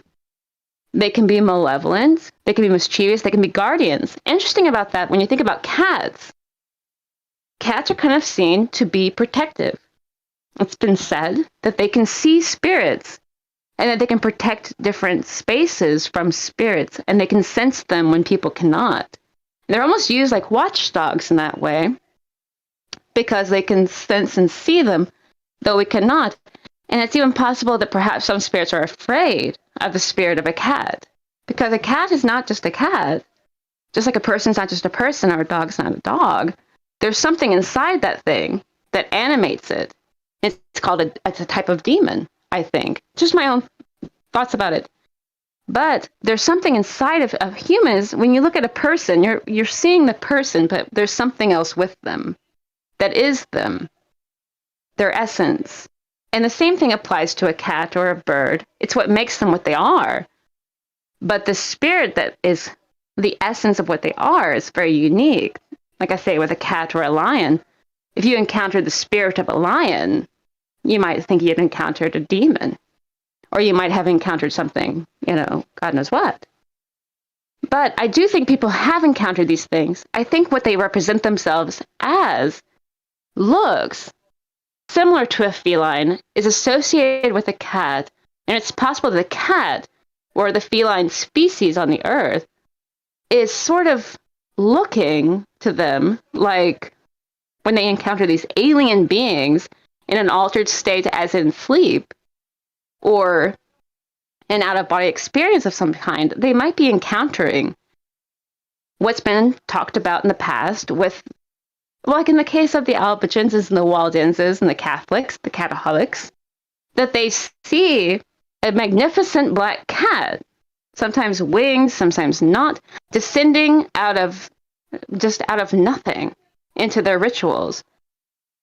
And it's interesting, the concept too, the Roman Catholic Church utilizing the gargoyle itself as a guardian, a winged, sort of, like I say, looks like a panther or a type of cat. And I just think it's interesting. And I think there's some kind of connection there with the Watchers and the Lions at the Gates of dimensional travel, and that it is conceivable that there is something much more going on. I don't know what it is. I don't know that Billy Meier, I don't know what he was really talking about. And I've only heard the term Lyran twice. And that was only because I was searching for a description of what I had seen. And I suspected from my experience that it might have been something, maybe like an alien or something. But my first thought when I saw it in my experience was that it was a demon. Which is fascinating as hell, because like there's a lot of people that still claim that there's no difference. An alien is a demon, and it's sort of that trickster entity, like I said, except malevolent style, that's trying to make us believe there are other things out there that are not demons. And I do like how you said, by the way, that they look like feline bodies, these gargoyles, and you're right. Now that you think about it, their body is long and slender. The only difference is they kind of have like the grotesque face, a little bit like the demonic grotesque face, and they have wings, very much like you would expect from a demon. So yeah, maybe there is something to this. Yeah, amazing stuff. What else you got? I don't know. Oh, just that, the snarling face, it's true. The feline is a very unique, the look of, not necessarily just a cat, but when you look at like a leopard or a panther or a lion, and the type of energy that they're carrying with them, what they have, and then their eyes. That's distinctive, is the eyes. I think that's the most prominent thing people are talking about. They say it was cat eyes, and some will say it was reptilian eyes. Some will say that when they're talking about when they encountered a demon. And I think it's important to think about the connection to space, just real quick, that the stars themselves, the demons were believed, and by demons, I don't mean it necessarily just always in a bad way, because these are just beings that are not human, and they're not an animal. They're not necessarily, they'd be called a monster, see? And they'd be like an interdimensional type of monster of sorts, a gargoyle, a griffin, a thing like this. Something that doesn't really make any sense in the natural realm, but they are somehow interacting with the realm through the psyche in some way. But the stars, see, demons were considered to be residing in some aspect of heaven, like in one of the heavens, because there are fixed stars. You have the Polaris star, you have Algo, you have many, many fixed stars, and you have a lot of astrology tying into this. And that each of these fixed stars are not just balls of flaming rock. They have an essence to them that are affecting the entirety of humanity. And if you think about astrology itself, every single culture in history, their whole basis of governance, their whole basis of religious belief, it is based out of astrology and the effect of the stars upon the people living on the earth, and upon the seasons, and upon every aspect of life for the earth itself. And that's all connected in some way. Interesting that Lyra, the Lyre, the lyra is in a harp. Anyway, time to go. But anyway, but I think it's a very fast. I think there's a lot to this. I don't think that Billy Meier, shamefully enough, I don't think, and I think that he could possibly even be an agent of sorts. I feel like, because of the falsity of it. It looks ridiculous, those pictures. Anyway, but then he talks about things that are mixed in. So it's very confusing for people who may actually experience something like this. Anyway, I think it's fascinating. Great topic, great show. Fantastic call. You're the best, Jen. Thanks for listening. Thanks for the call. Always a pleasure. Jen here, good friend of mine, good friend of the show. Please give her a follow. She's got a YouTube channel. She's got a TikTok. She's got a Twitter. Links in the description. It says follow Jennifer here. And great points there regarding, so as usual, right? In terms of, you talk about aliens and you talk about the paranormal, and you kind of put them in a blender like we do at Troubled Minds. And what I mean by that is like how, look, let's assume that the paranormal phenomena, whatever those things are, right? That people are seeing, the ghosts, the shadow people, all the rest of this. How do we differentiate? Like we've always said, like until you catch an alien, until you catch like a Bigfoot and you put them in a zoo together, how are you going to tell the difference? Like you kind of don't know what's what, right? So fantastic points there from Jen. And I never thought about the gargoyle as a sort of slender cat-like body, but they totally do. That's exactly what they have. So yeah, amazing stuff per usual. Like I said, give Jen a follow. Follow Jennifer here. Links in the description. What's your take on that, James? Yeah, the guardian aspect, and the couple there that Jen mentioned. I have a couple of quick stories I could talk about real quick if you have time. Sure. About experiences that I've had with Logan, actually. So and some of you have heard these before, but just they relate to this topic of, so I had this one night where I was asleep and I had this dream that I was in my kitchen, which is not far away from where I was sleeping at the time. And I was hearing noises on the bed that was just outside of the kitchen. And I thought it was just Logan messing around. And so I just said, Logan, stop it. And the noises continued. So I stood up and started to say it again. When I looked at the bed, there were two versions of Logan sitting there staring at each other, like they were having a stare down, a face off. And I could feel that one was Logan and one was something else that was there. I don't know what it was, but it was there, and Logan was guarding her territory. And I woke up after that because I felt also, it felt like whatever this was, there was a lot of energy coming off of it. And I woke up and Logan was sitting on the bed next to me, looking at me, almost as if asking if I was okay. And that's was just, an amazing thing. So there's that. And then I do agree they can sense things that we can't, that people don't always sense. There will be some times where she will just come over and stand next to me and stay there for a while and not do anything and just be looking around. And I really wonder if she isn't picking up on something, or some beings maybe even, that she's sensing that I'm not. And there was one time where I did sense something, and it wasn't bad. This kind of falls into more the spiritual or the ghost category. But we were here at home. I was here at home. And it was like the apartment just kind of filled up with people. Just the sense of people that were here. And she did that same thing. Logan did that same thing. Came and stood by me. And after a little while, I got up because I noticed there were lights coming through into the apartment in the front. And I went and looked outside. There was emergency vehicles out there, like first responder kind of vehicles out there.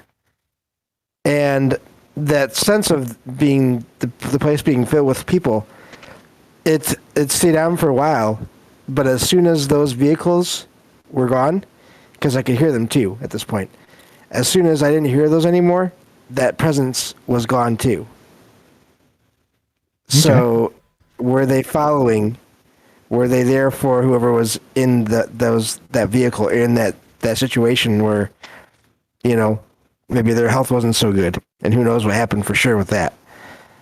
But so just odd experiences related to the guardian and or the abilities to sense things that we can't always sense. Sorry. Yeah, no, you're good. So great stories there. Back to that, we did that Bastet show and sort of that, cats as the protectors. And remember, they were allowed in ancient Egypt into the temple spaces that ordinary people weren't allowed in, sort of as those protectors, right? They would keep out snakes, they would keep out rodents and that type of thing. But also, supposedly they, that familiar spirit sort of situation with the cats here. So I don't know. Like I said, with aliens and the paranormal, you kind of put them in a blender, and what are you really dealing with? And so, again, the materialist and the skeptic will say nothing. It's all garbage and it doesn't make any sense and none of it's real. Well, I mean, there's a lot of people who've had a lot of experiences, and I like I said, I don't like to just write them all off because of because somebody says so, right? Like I said, rather believe the person than not, and that's just the way I see it. So as always, what do you guys think? We're talking about this Lyran, whatever this is, these cat aliens, right? And again, back to this story real fast. And this is, like I said, I get off the train of believing once you start building your own cult and calling yourself, a seventh world prophet, kind of in the name of Jesus and this type of stuff, right? Not the name of, but in the same realm as Enoch, Elijah, Isaiah, Jeremiah, Jesus, and Muhammad, and Billy Meier. That seems to be a little bit ridiculous to me, or maybe a lot bit ridiculous. But anyway, so Meier, the story goes on, and so throughout his life, he was supposedly meeting with these aliens, and troubled youth. He's been in and out of some jail time type stuff for some violence, and so I don't know. Like there's a ton of people that just say Billy Meier has zero credibility, and I can see that. If you're telling us you're some sort of prophet, well, okay, I will believe you, any of you, when you're like, hey, I'm a prophet. Like, cool. What's going to happen tomorrow, right? Tell me. And like, if you can tell me, or, next week, you even pick the day. Just make it, within a certain time frame, so I don't have to wait too long, because I'm an impatient guy. And then I'll believe you. If you can call it out, tell me what's exactly going to happen, and it happens exactly like you say, I'm in. All right. Or you can float and you can glow, then I'm in. If you can do either of those things or all of them, I'm in. Where do I sign? I'm joining. Until you can do those things, personally, I'm not going to join the cult. So what else you got regarding Billy Meier on some of the? I know you went through some of the articles here. Anything noteworthy you think we should talk about regarding his contacts with these aliens? Well, first of all, I just want to say I have a prediction for you, Mike. All right. All right. What is it, James? You're gonna do a show tomorrow afternoon at some point. I'm getting something about news. I don't know. I could be wrong. Okay. All right. Yeah, all right. But, all right. No, I'm going to have to put you to the glowing and the floating test next. Oh, dang it. Careful what you ask for. But no, it's amazing how these I hate to say stories, but the information that was supposedly channeled, it all sounds like history, like the history of civilizations, but just on a cosmic scale. And I really wonder about that. I mean, if you just reduce it from planets, moving between planets, move that down to the level of moving between continents, it sounds a lot like sort of the history of the planet, but on like a larger cosmic scale, and especially in terms of time as well. And that to me is amazing, and it makes me wonder if there isn't something to that. Because especially if we take into account the other dimensions, these other levels of reality, for all we know, all of this stuff could have happened. And again, like Matt in California said, these things could still be around. But the reason that we haven't all picked up on them is we're not sharing that same level of reality at most of the time. But if there's some kind of communication going on, then maybe it wouldn't be so hard for that to happen if they are literally just right by you and you're getting these thoughts and these ideas transferred to you. Maybe it's not coming from way out there. Maybe it's just coming from, the place you can't see. Yeah, and be careful. There's a lot of this type of stuff too regarding Billy Meier, and not just him, but some other, anti-Semitic stuff, sort of in the UFO stories, right, about the tall whites and some other stuff, and some really, really, really sick racist type stuff. That's like, I'm not saying it all is, and talking about aliens makes you racist. I'm saying that careful, because there's sort of an undercurrent sometimes, and Billy Meier's known to be very anti-Jewish, and like I said, to me it's all disgusting. Being a bigot in any way is just gross. Don't do it. But just be careful, right? Be careful that you don't kind of fall for these false prophets, as it were, and believe everything they say because they said they met an alien 50 years ago. You know what I'm saying? Again, maybe, but suddenly join the cult and you're some sort of prophet because of that. Just be careful. Be careful, guys. You guys know, like I said, having a troubled mind means having an open mind, but not so open that your brain falls out. So just be careful. Be careful what we believe here, and make sure that we're testing things, of course, to our own worldviews, and just a word of caution, all right? Because it's easy to kind of fall into these traps and these just disgusting political movements that are out there. So just to let you know. But yeah, so that's what we're doing. We're running out of time here. But as we get into this, let me read just a little bit from this, thetruthcontrol.com. All these links are in the description down below. So if you want to read up on this yourself, I mean, the original story was that Billy Meier, again, met these aliens. They were giving him all kinds of information. He says that he further reported a physical contact with the Lyran ship in 1977, where the Lyrans described their world and the other star systems with whom they cooperated. Alex Collier describes the start of the Lyran civilization. I don't even know who that is. Probably some... hopefully it's not another prophet, but so they said that they described the start of the Lyran civilization as revealed in the Andromeda galaxy, right?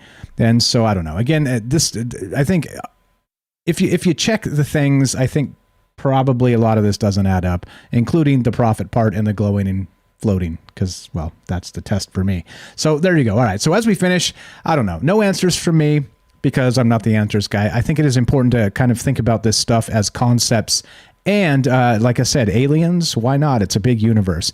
Cat-headed aliens, why not? It's a big universe. They say, scientifically, given an infinite universe, if it can happen, it has happened. So there you go. Maybe there is a Lyran lying in wait to tell us about the future.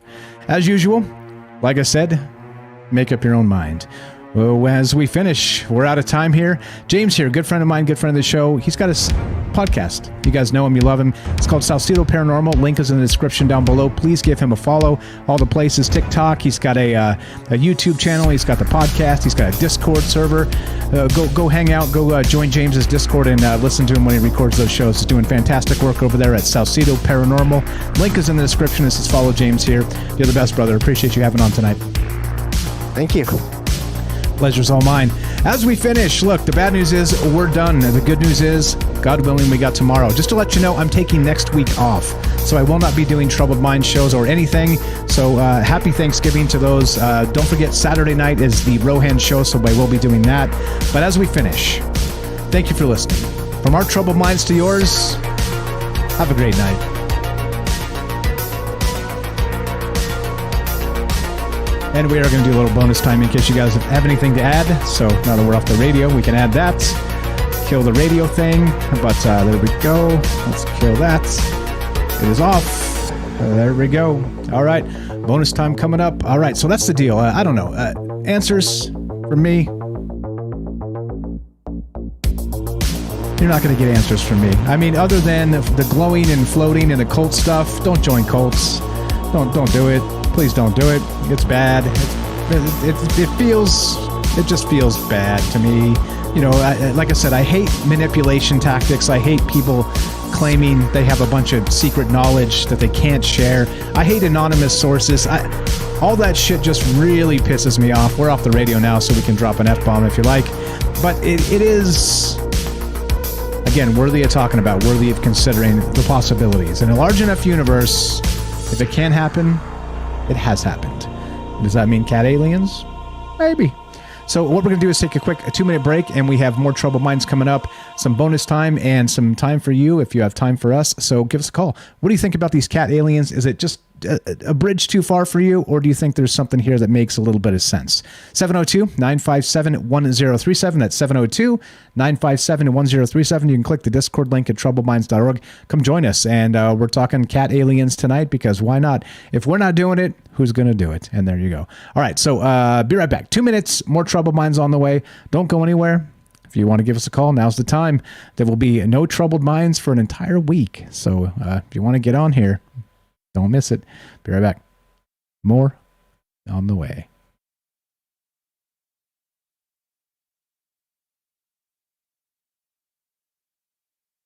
Trying to find the music button. Where is it? Where is it?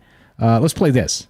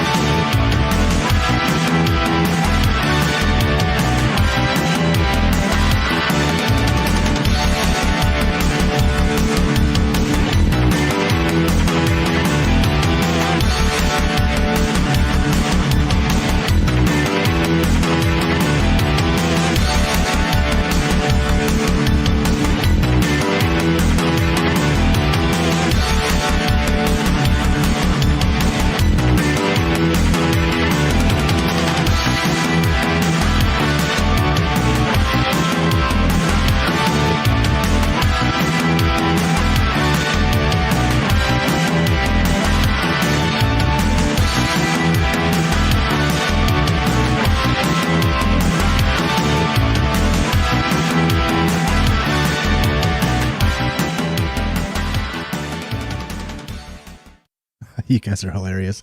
The comments about the music. Yeah, right. Got that 80s jam. The 80s jam makes you want to dance. Or the Robert says, grab your cat's front paws and make it dance with you. Indeed. Just not for too long, because it's going to bite you. But yeah, definitely. What's up? Hope everybody's doing well tonight. And just hanging out. Good, a little bit of bonus time here. If you got ideas about this cat stuff, the cat aliens, we're still talking about it. Got a little bit of time extra here. We just do kind of overflow time to make sure that if we have anything else to say or, get off the radio. Some people have, potty mouth and they can't not drop an F-bomb. So that's what this bonus time is for, just kind of overflow. If you called in earlier and got some more to say, you're welcome to call back, etc., so on. And that's why we do this, and kind of in a loose format. I'm digging it quite a bit, being able to be flexible and just take the calls as they come. James, what else you got? What else you got regarding this, other than you're starting a cult? I just got word that a good friend of mine, James, here, is starting a cult.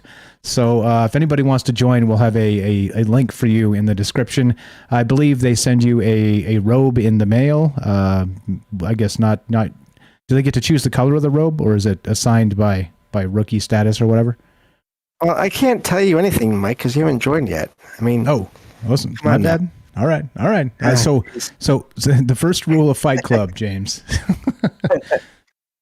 Man, but no, just great topic, great show. I've enjoyed all the callers, and I also found it ironic that we were talking earlier about this, and the article that you started the show off with.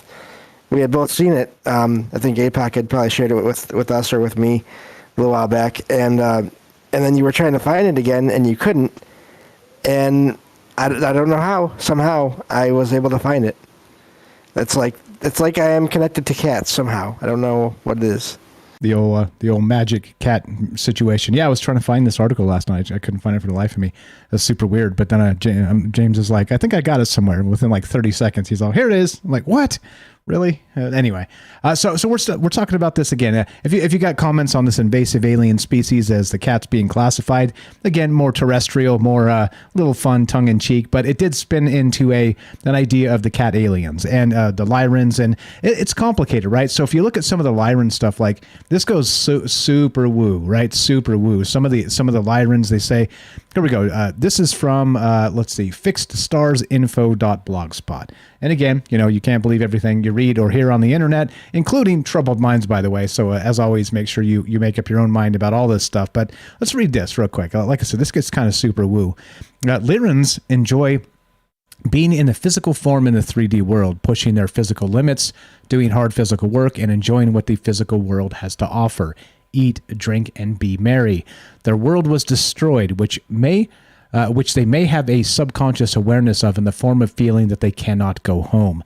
It was destroyed in the Lyra-Draco War, and there are some Lyran-Draco hybrids.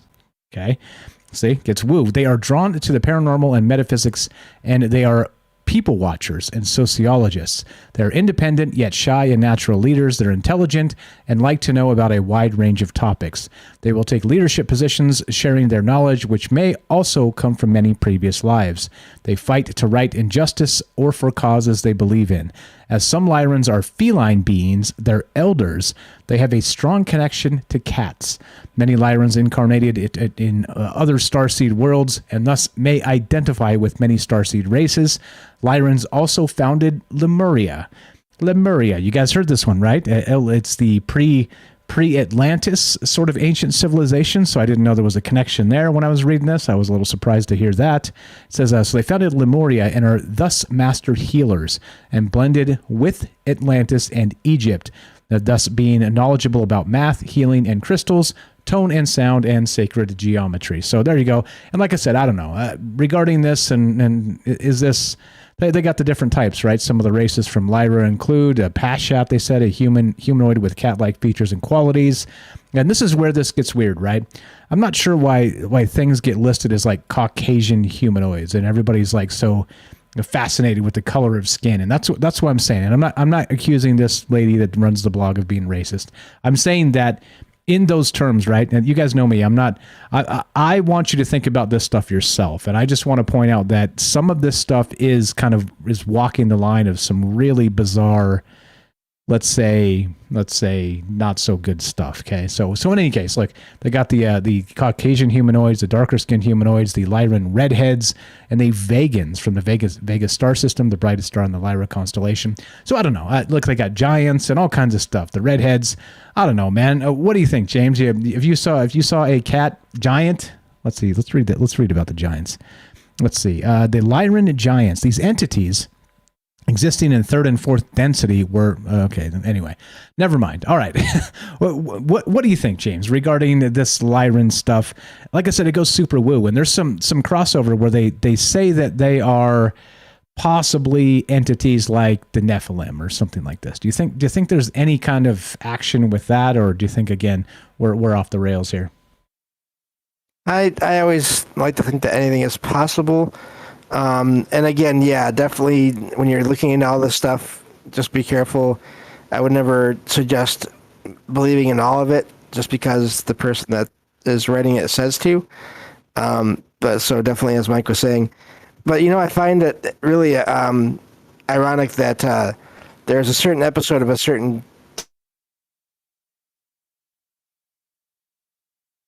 James, you there? Played with humans. Oh, and you cut out up in the air. You cut out? You said there's a certain episode and you cut for about 10 seconds. That's weird. How am I now? Sounds good. Go right ahead. Okay. This episode of this TV show had these giant cats that were tossing people up in the air and catching them, and then tossing them up in the air and then catching them, and then eventually they toss them up and then catch them one more time, and then the humans vanished into the cat. So this whole giant cat thing makes me wonder if these legends are about maybe that connects these things. Maybe there were giant cats and there were people in these other worlds, and that has made its way into popular culture today. Yeah, totally. And like I said, this goes deep. Like I said, you can chase these rabbit holes down, and it just gets more and more like, okay, Atlantis, Lemuria, doesn't make any sense. I don't know. I'd love to hear you guys' thoughts. Bonus time is for you. What do you think regarding the cat aliens? Is there something to this? Do you think it's hogwash? Somewhere in between. Of course, dial the number 702-957-1037. Click the Discord link at troubleminds.org. Anything to add, Matt in Colorado or Daryl in New York, while we got you on here and winding this down regarding cats or anything else? Lyrian goes into the library and she asks for a book about Pavlov's dog and Schrodinger's cat. So the librarian says, it rings a bell, but I don't know whether it's there or not. Damn it, Daryl. Oh, my goodness. Dad joke number 4. Number 4 tonight. You're on a roll. That was a hot one. That was a good one, though. Great show. Love shows about cats. I love cats anyway. Always like cats. I'm a cat girl more than a dog girl. But great show. Great job, James. Thank you. Appreciate it very much. Thank you for that. Matt in Colorado, anything to add? Yeah, I was thinking, I think Jen brought this up a little bit. I was thinking about the idea of telepathy and okay, Billy, I'm not so sure about Billy. I never was. I was familiar with him in the past. I think James said he might have been under a little pressure to maybe kind of doctor some photographs. Who knows? But that does not illegitimize, maybe his earlier life experiences or telepathic communication. Maybe he didn't go on a ship. Maybe his stories grew larger. But the other thing, though, is to think about, I like to think about what goes faster than the speed of light. And that's the speed of thought. We can think about quantum entanglement, or when you think about telepathy, or like I have some major connections with my mom. I mean, I know I'm very telepathic, and it happens with other people and has my whole life. But with my mom, it's like really strong. But I've had connections telepathically and gotten information where it's instantaneous. It's not limited by time and space.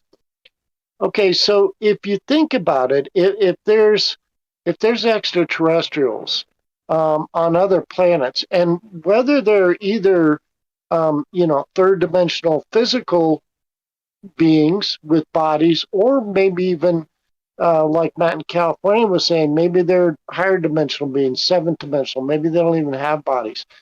But which would be an even better reason.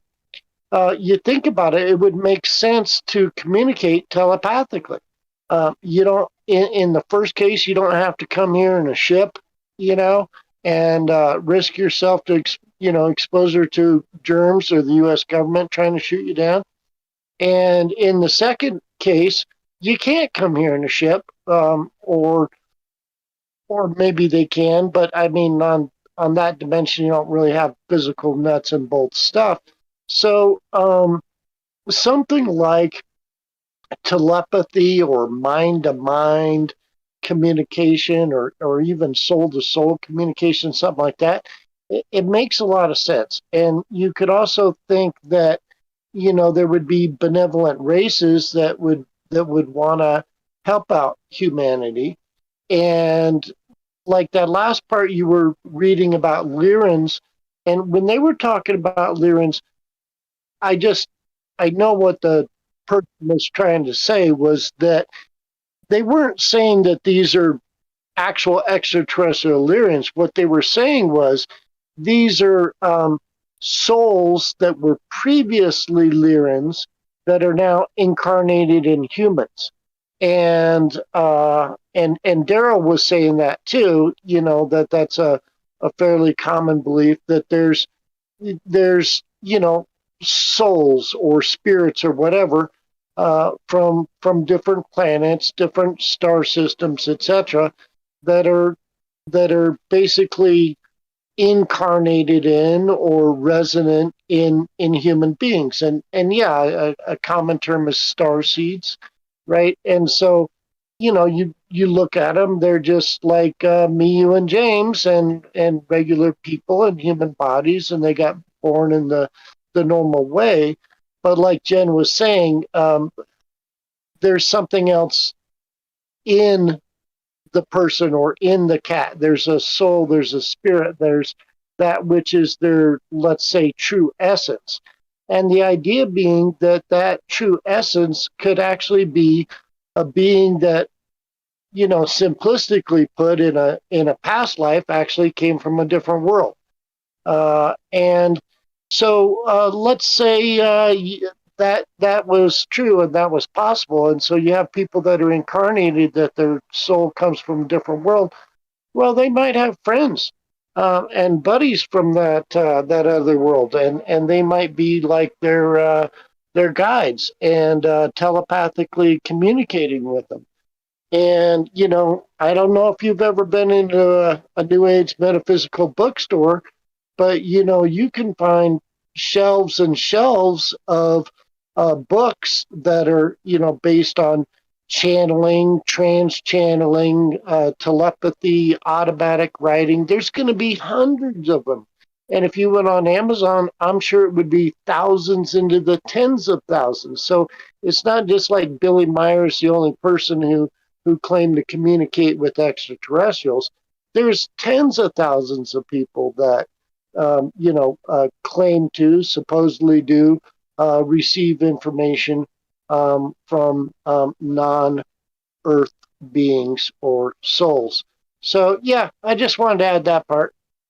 Right on. Appreciate it. Yeah, and there is a lot of that. There's a lot of channeling and whatnot that kind of goes into that with different sources. So, like I said, I don't want to just crap on people like experiencers and say it like in that regard, because every experience is going to be different, right? I think we should maybe take a measured approach there and not be so quick to judge. At least hear it out, at least hear the story. But like I said, once you're like the Messiah, come again type stuff, I'm like, nah, that's enough. That's enough. That changes everything. You're the best, Matt. I appreciate you popping back in and sharing the stuff there. Great as always. What do you guys think? 702-957-1037. Quick shout out to Johnny over on the Rock Fan. Thank you for the generous tip. I appreciate it very much. Thanks for being here with us night after night and enjoying the conversation. So thank you there. Shout out to Johnny. Let's go to Jamie. Jamie, you were on Troubled Minds. Are you there? Hello. Good evening. How are you? Go right ahead. I love this topic because I'm so into the starseed thing, and I'm actually being interviewed by Robert White from like a special starseed program and all that of the Light Order. So I'm being interviewed by him on like Monday. It's fascinating. Sweet. When that happens, can you share that with us and let us know? Can you give us a link and whatnot of where that's going to go down? Oh, definitely. Sure can. Okay. Please do drop it in the Discord. I'd love to see that. But go ahead. What are your thoughts then on this the Lyrans stuff and the cat aliens? Is any of this real? Is there any basis here, you think? Well, there's definitely something to it. There's with the starseed connection. There's always talk about the Lyran war, and when I do my starseed chart, when I do my astrology chart, I'm actually connected way back to the Lyrans myself.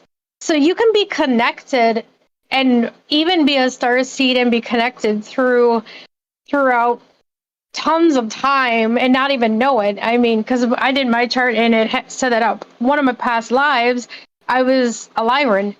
So you just don't know. And if I am, that's pretty freaking neat. But, I don't have memories of it, obviously, very much. But then it also shows, how do people remember things too? What is imagination? This is how my perspective is. I mean, you don't just imagine if you've never seen it before. To me, you've had to have seen it to know what it was.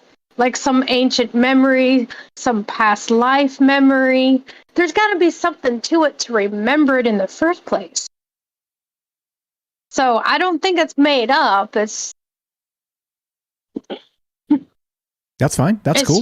That's why we talk. That's why we do it in this format and talk to everybody. Because, like I said, I'm just me. I can only talk about me, right? And hearing some of this stuff from other people is good to hear. So what is the Lyran War? Do you know? Can you tell us just a little bit about that? Well, way back, it was like another race from another universe came and wanted to conquer the universe, or wanted to conquer, one place at a time, and that's all they wanted to do. They just wanted to use us up and throw us out, and they destroyed the Lyran home world, and actually the Lyrans ended up being in the Andromedan system, and ended up being with Andromedans a lot because they lost their home world, from what I understand from a lot of information I've been going through. Okay.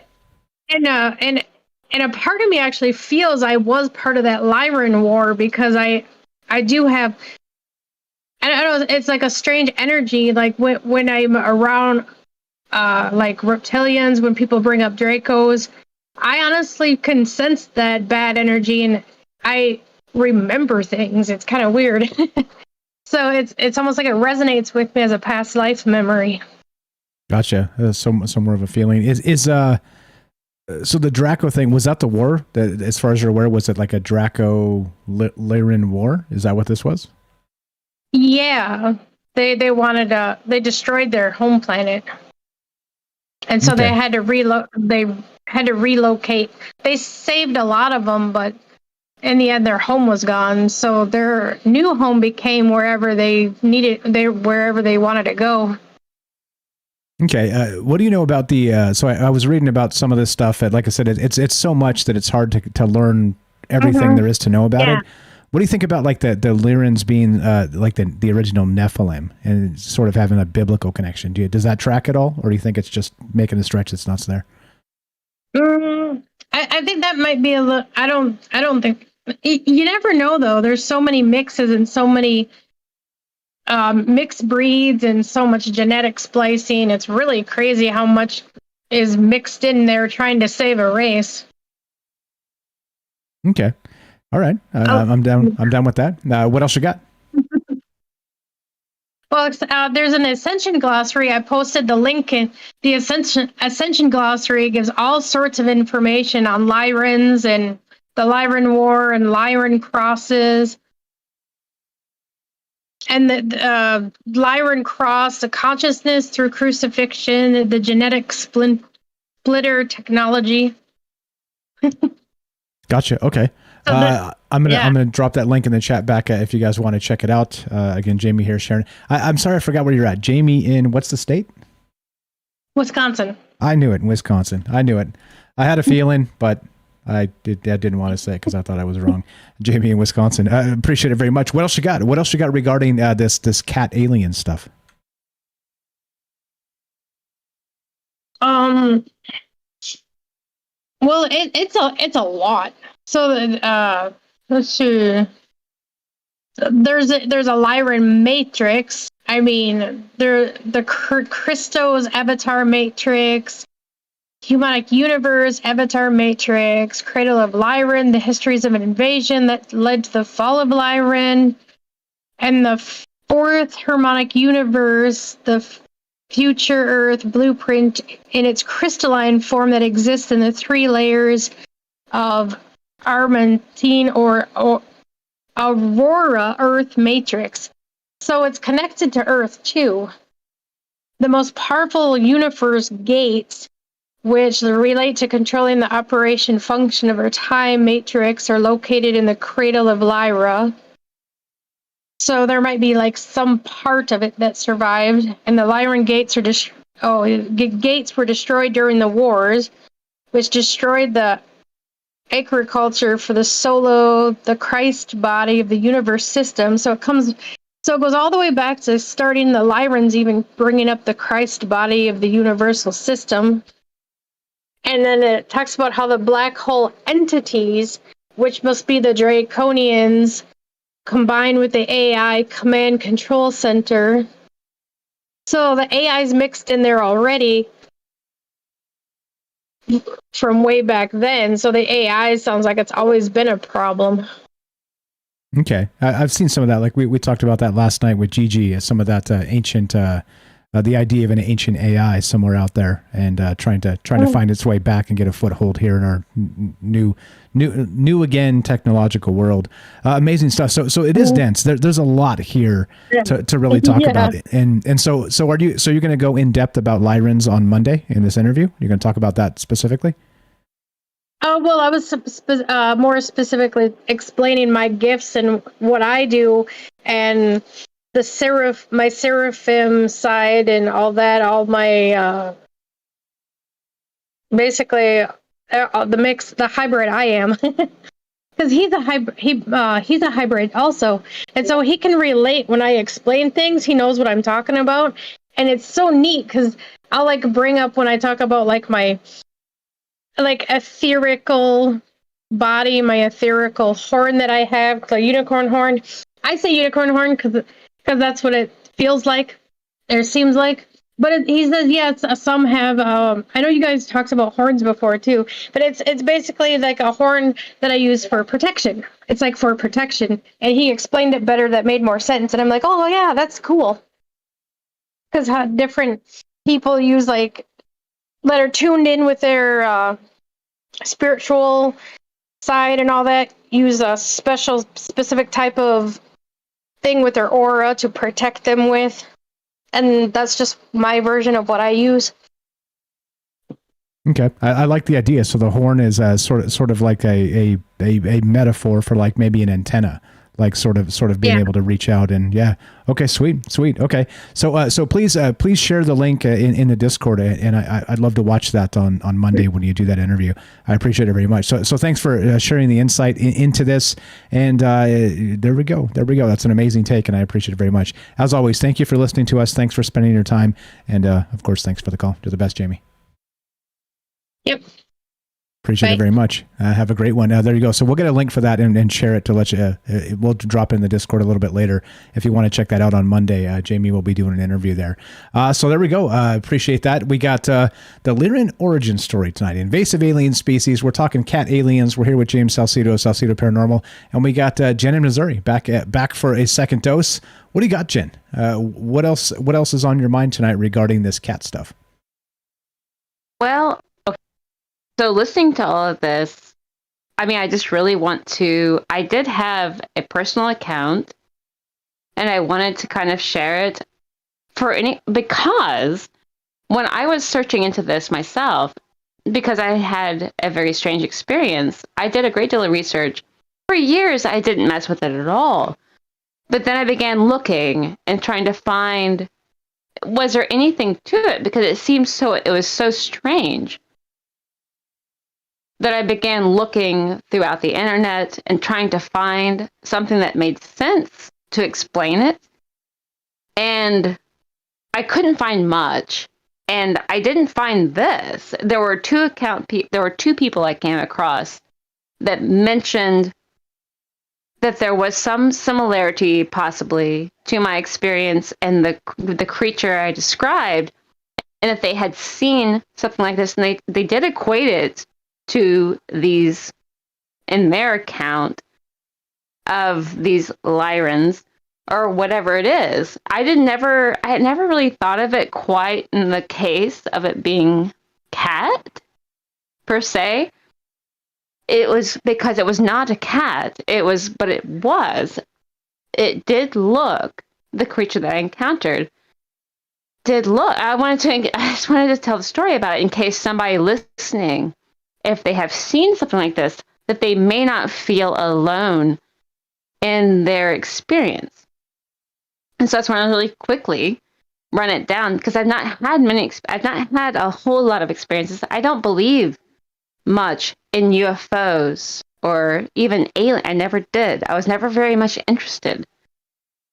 primarily in UFOs or aliens. I was very much interested, as you can tell from many of my conversations, mostly interested in spirits, in the spirit realm, and things like that. But the account of the stars themselves, that there could be some type of, this was an event in my mind that kind of tied it together. And I just wanted to share it real quick. Sure, go ahead. Not too long. No, go ahead. No problem. So this was years ago that this happened. And probably, I would say almost a decade ago, like 9 years ago or so. And it was a dream. It was in the dream state. But this was not, and I've done a little preliminary. I've done a lot of study into the dream state. And I was very much focused on it. I was doing a lot of research on dreams and lucid dreaming because I was a person who experienced what's called night terrors, which is like a waking where you wake up, but it's like sleep paralysis almost. And I would experience this where I would see things in the waking world, even though I was sleeping. And like the dream would carry over into the waking world, almost like sleepwalking. And I would see these things, but it's a condition. Night terror is a type of condition. So it's not something strange. It's not even necessarily paranormal. People have tied paranormal things to it. But anyway, I was also involved in into doing rituals of sorts. I was involved in doing certain rituals. So there was a combination happening just from my own life and my own practices that I also was involved in what I would call religious rituals, doing a religious ritual of sorts. But on one of these occasions, I went to bed, and that's why I do believe that many of these encounters with these beings could possibly occur in a sleep state. And I went to sleep, and it was a type of I can sometimes lucid dream if I try. But so in this instance, this was something unlike anything I had ever experienced. Had never experienced before. What happened was I was brought back in the dream. And I would call it a dream because it's really the only fair way to equate it. But I was very little. I was like 2, 3, or 4 years old. And at my grandfather's house, my grandfather was German. He came from Germany, an immigrant. And I was at his house, and I did live at his house at this time period in my life. But of course, this time of the dreaming, I was grown. But in the dream, I saw myself, as I did, living there then. And I had pulled a chair over in front of, he had this dresser with a mirror on it. And I was probably like 2, 3, 4 years old, a toddler. And I had climbed up on top of the chair. And I was looking at the mirror on top of his dresser, where he kept all of his watch and he was a very sophisticated man. And you couldn't really mess with his things. Anyway, though, but I had pulled a chair in front of the mirror of his dresser. And I was standing in front of the mirror. And I was holding, this is very strange with the Lyran connection at all. I don't believe in this Lyran connection. Let me just say that. Because this was not the premise of anything that I experienced. But I was holding a feather. And I was probably, like I say, I was a toddler, but I was holding a feather standing on this chair facing the mirror. And in the dream, the mirror went back and back and back through several layers. I don't know how to explain it, but like I could see the room itself in the mirror extending backwards. Like, not backwards, but forwards through the mirror. And it just went back further and further until eventually it came to an end. And what I saw at the end of that tunnel of mirrors was this being. And the being was not a cat, but it was like a kind of a lion or like a panther, the shape of the face. Not, if you look at your household cat, this is not what it looked like. It looked like a panther almost. The ears were not pronounced. There were, in my opinion, I didn't see ears. People I have described, like, this is not a hairless cat. This was like a lion that its ears just weren't there, but the musculature of its head and everything, it was very much there. And then the eyes looked like the eyes were the most important thing. And the body itself was covered in like a shark's, like the skin. It wasn't a hairless cat. This was something that had like it looked like shark skin is the only way I've understood to explain it, because it was gray and the texture of it was not porous or shaved. It looked like something that was possibly in water or something. And it didn't have ears, but it was a lion. It was a lion and a lion's eyes, and it had no ears. And it didn't open its mouth, but it did communicate telepathically. And all it said, and I was just looking at it, like in the vision that I saw in the dream, and I know this is just a dream, but at the same time, it was so bizarre that I thought it was significant. But the strangest thing about it was the way that it communicated. It didn't open its mouth. Like, it had teeth, but I did not see it. Like, it was a lion-looking thing. But the way that it said my name, and it didn't speak. It was telepathic, which people explain this, and they say this many times in stories. And it began to, it said its name in letters. It said in letters, the alphabet itself, and the language we understand as our alphabet. It's very important to remember that this goes back to the Egyptian hieroglyphs. It goes beyond that. Our language itself and the alphabet that we use today is nothing like what it was. I mean, the explanation for where the letters come from, if you do some research into languages. Anyway, it spells its name out in code. It said, my name is, but when it said its name, it said Z. It started with Z. Z so and such. And it typed, it's almost like it was typing out or something. Not typing, but like Z, like when you ever played the game, I don't know. Z, Z-E, Z-E-B, Z-E-B. And I'm actually ad-libbing right now. I don't remember what it said, but it spelled out this very long name. And then, but it would follow itself like that, like Z, Z-E, like it would carry it over. And it said that it was coming to call. It was the most bizarre dream.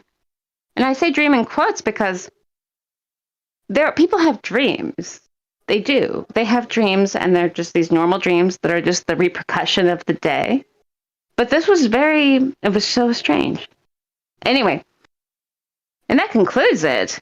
But it felt to me that after that, though, I was like, oh my God. Because I've only had 2 of these in my life that I was like, oh my, like, well, 3. That I was like, oh my God. Like, that was when I woke up, you know. That's wild. Just real quick. That's the shark skin creeps me out. It is, so it said it's coming to, you said call or cull? C-U-L-L or C-A-L-L? I'm coming to call. Call is what it said. Okay. Yeah, like I'm going to come visit or something.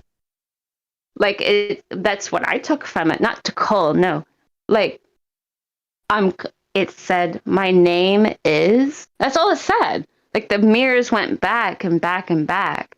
And then I saw the face of this thing. And it said my name is. It didn't move its mouth. And it spelt it out real slow and boop, boop, boop, boop, boop, boop, following each letter behind the other. And it said, I'm coming to call. Wow. And now I had been doing like all these weird rituals and stuff. Because my belief at the time that I was raised and all the things I was doing, but I did not expect that. But that's all. But now I'm coming to call, which is like a really weird way to say I'll be there soon. And it sounded to me too, that the other thing I wanted to point out for anybody who's listening, who may have heard or had experiences like this, it sounded like I could hear it in my head, in my dream, in like as a child or whatever, that it was speaking. It sounded like it was calling through like water. Like it was, like you ever heard somebody talk underwater? It sounded like that. Like I don't know how to explain it. I just really wanted to bring this because I think it's important for anyone who has had and done any research into this or dream seeking and may have encountered these things. But I thought it was important. I wanted to share this. It actually is very personal, but I did want to bring this up to the front. And it did sound to me like it was speaking through water. And the interesting about this actually is the gargoyle actually is a symbology of fire and water in the throat. And I recently learned that. And I wanted to bring that to the forefront, that I think there is something connected there perhaps. But it definitely has not, in my case, been in the physical realm. It has been in a very controlled mechanism of a sleep state or hypnosis in the encounters of these types of beings. And if you're seeing them in the living state, I think that I would probably seek out some type of, but in the dream state, or in hypnosis where you're actively seeking, because I was at the time, years and years ago, actively seeking, and that's what I found. So, and I was seeking it in the astral realm. I was seeking it in the psyche. So, that's a very important point to make. Because people having these types of effects in the real realm, I would be concerned that they should probably check that out. But in the dream state where you're actively doing it and you know what you're trying to achieve this, and you're trying to make contact, you're doing rituals, you're doing stuff that you think will make contact with these beings, and then you actually do make contact, and that's how it acts, and that's how it responds in your psyche. See, I think it's very important in your psyche. That's the way it's relating to you. So I don't think that it was so far-fetched. I think it could have been my deep subconscious, perhaps. But I was fascinated, and I never had heard of the Lyrians. And I was never interested in UFOs or aliens. I never was. I was never interested in that. I was always interested in spirits. But that it presented itself as such, and then upon further, I never could find anything to match it, except for, I just thought it was a demon. I was like, I made contact with a demon. But upon further looking, perhaps it was something. And I do think the demons do live in the stars. I do think that they are, perhaps, the lords and masters of mansions in the stars. There's something to that, much deeper to it, because of the effect of astrology and all of the ancient texts. But I did want to add this, because, and it was very personal, so but it was a dream, so I'm not like lofty. But I did want to mention this. Yeah, that's a hell of a story. Yeah, so if you're out there and you've heard there's something similar, that's why we do it in this format, because just you never know what's going to help somebody out there. Go ahead. Yes, nothing loopy. I was asleep, and I was actively seeking in a sleep state through lucid dreaming. Had been practicing lucid dreaming, had been very much in endeavor with that, had been practicing magical rituals that I'd found in many, through family and through books. And I was actively seeking to contact. And I did contact through a dream and a dream state, but I do believe that's where a lot of the contact does occur. But this is not to be confused with if people have in their waking state these experiences. I do think that they should be cautious about that. Perhaps,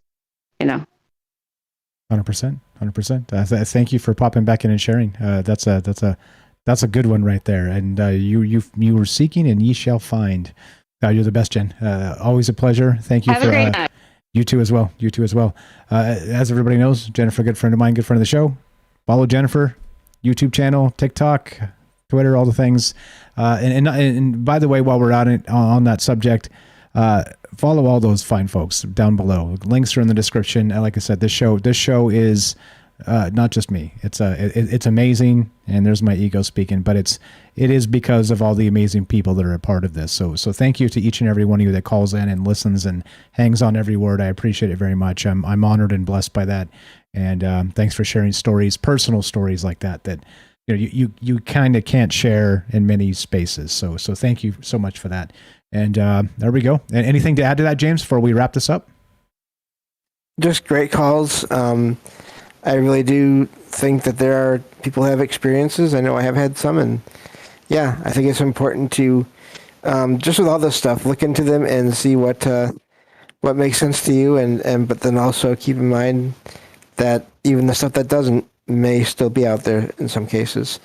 And yeah, thank you again for having me on the show. Pleasure's all mine. Appreciate it very much. James here, you guys know him. You love him. He's Salsido Paranormal. He's a paranormal expert of troubled minds. Give him a follow as well. Links in the description down there. It says follow James here. Follow him on all the places. Reminder, I will be doing the news show tomorrow. The Rohan Magic Show on Saturday at 5 p.m. Pacific time. That'll be streaming right here on our YouTube and also on his YouTube channel as well.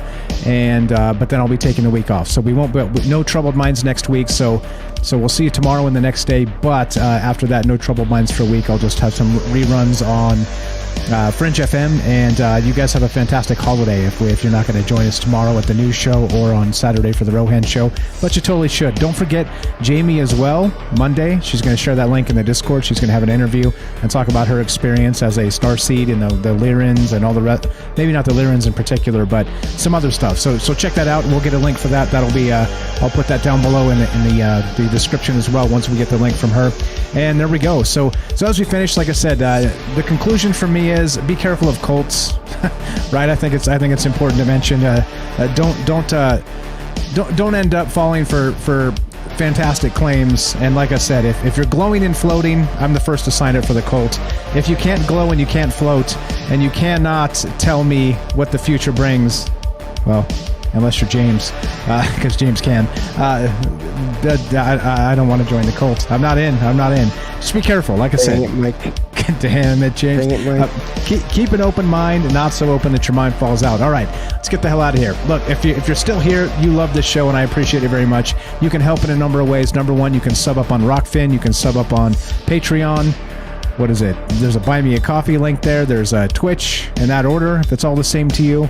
If you like the merch, go to troubledfans.com. You can find the hats, the shirts, all the rest of the Troubled Minds merch and whatnot over there. It's right there is what it looks like. You got hats and maybe juice mugs and all kinds of stuff, the Synchro Mystic shirts, etc., so on. And if you like the show but don't want to spend money or don't have money to spend, totally cool. No problem. I get it. Everybody's competing for your money. It doesn't have to be like that. It's because you can just share the show. Share these shows on Facebook groups or Reddit or whatever. It does help. Old school word of mouth beats the algorithm. Just let somebody know a conversation's happening that's not about politics. And it's about amazing things, and it's a collaborative effort and all the rest of this. So there we go. The final way, probably the best way, is to listen to the podcast feed. You can listen to Spotify, you can listen to iTunes, or Good Pods is a fantastic discoverability situation. You can find us there. It's all free, limited commercial interruption. Yeah, it's a perfect time this next week, if you're missing some Troubled Minds, to fire up the podcast on next week when we take the week off and listen to an old show. There's over 540 episodes, over 4.5 years of Troubled Minds up there.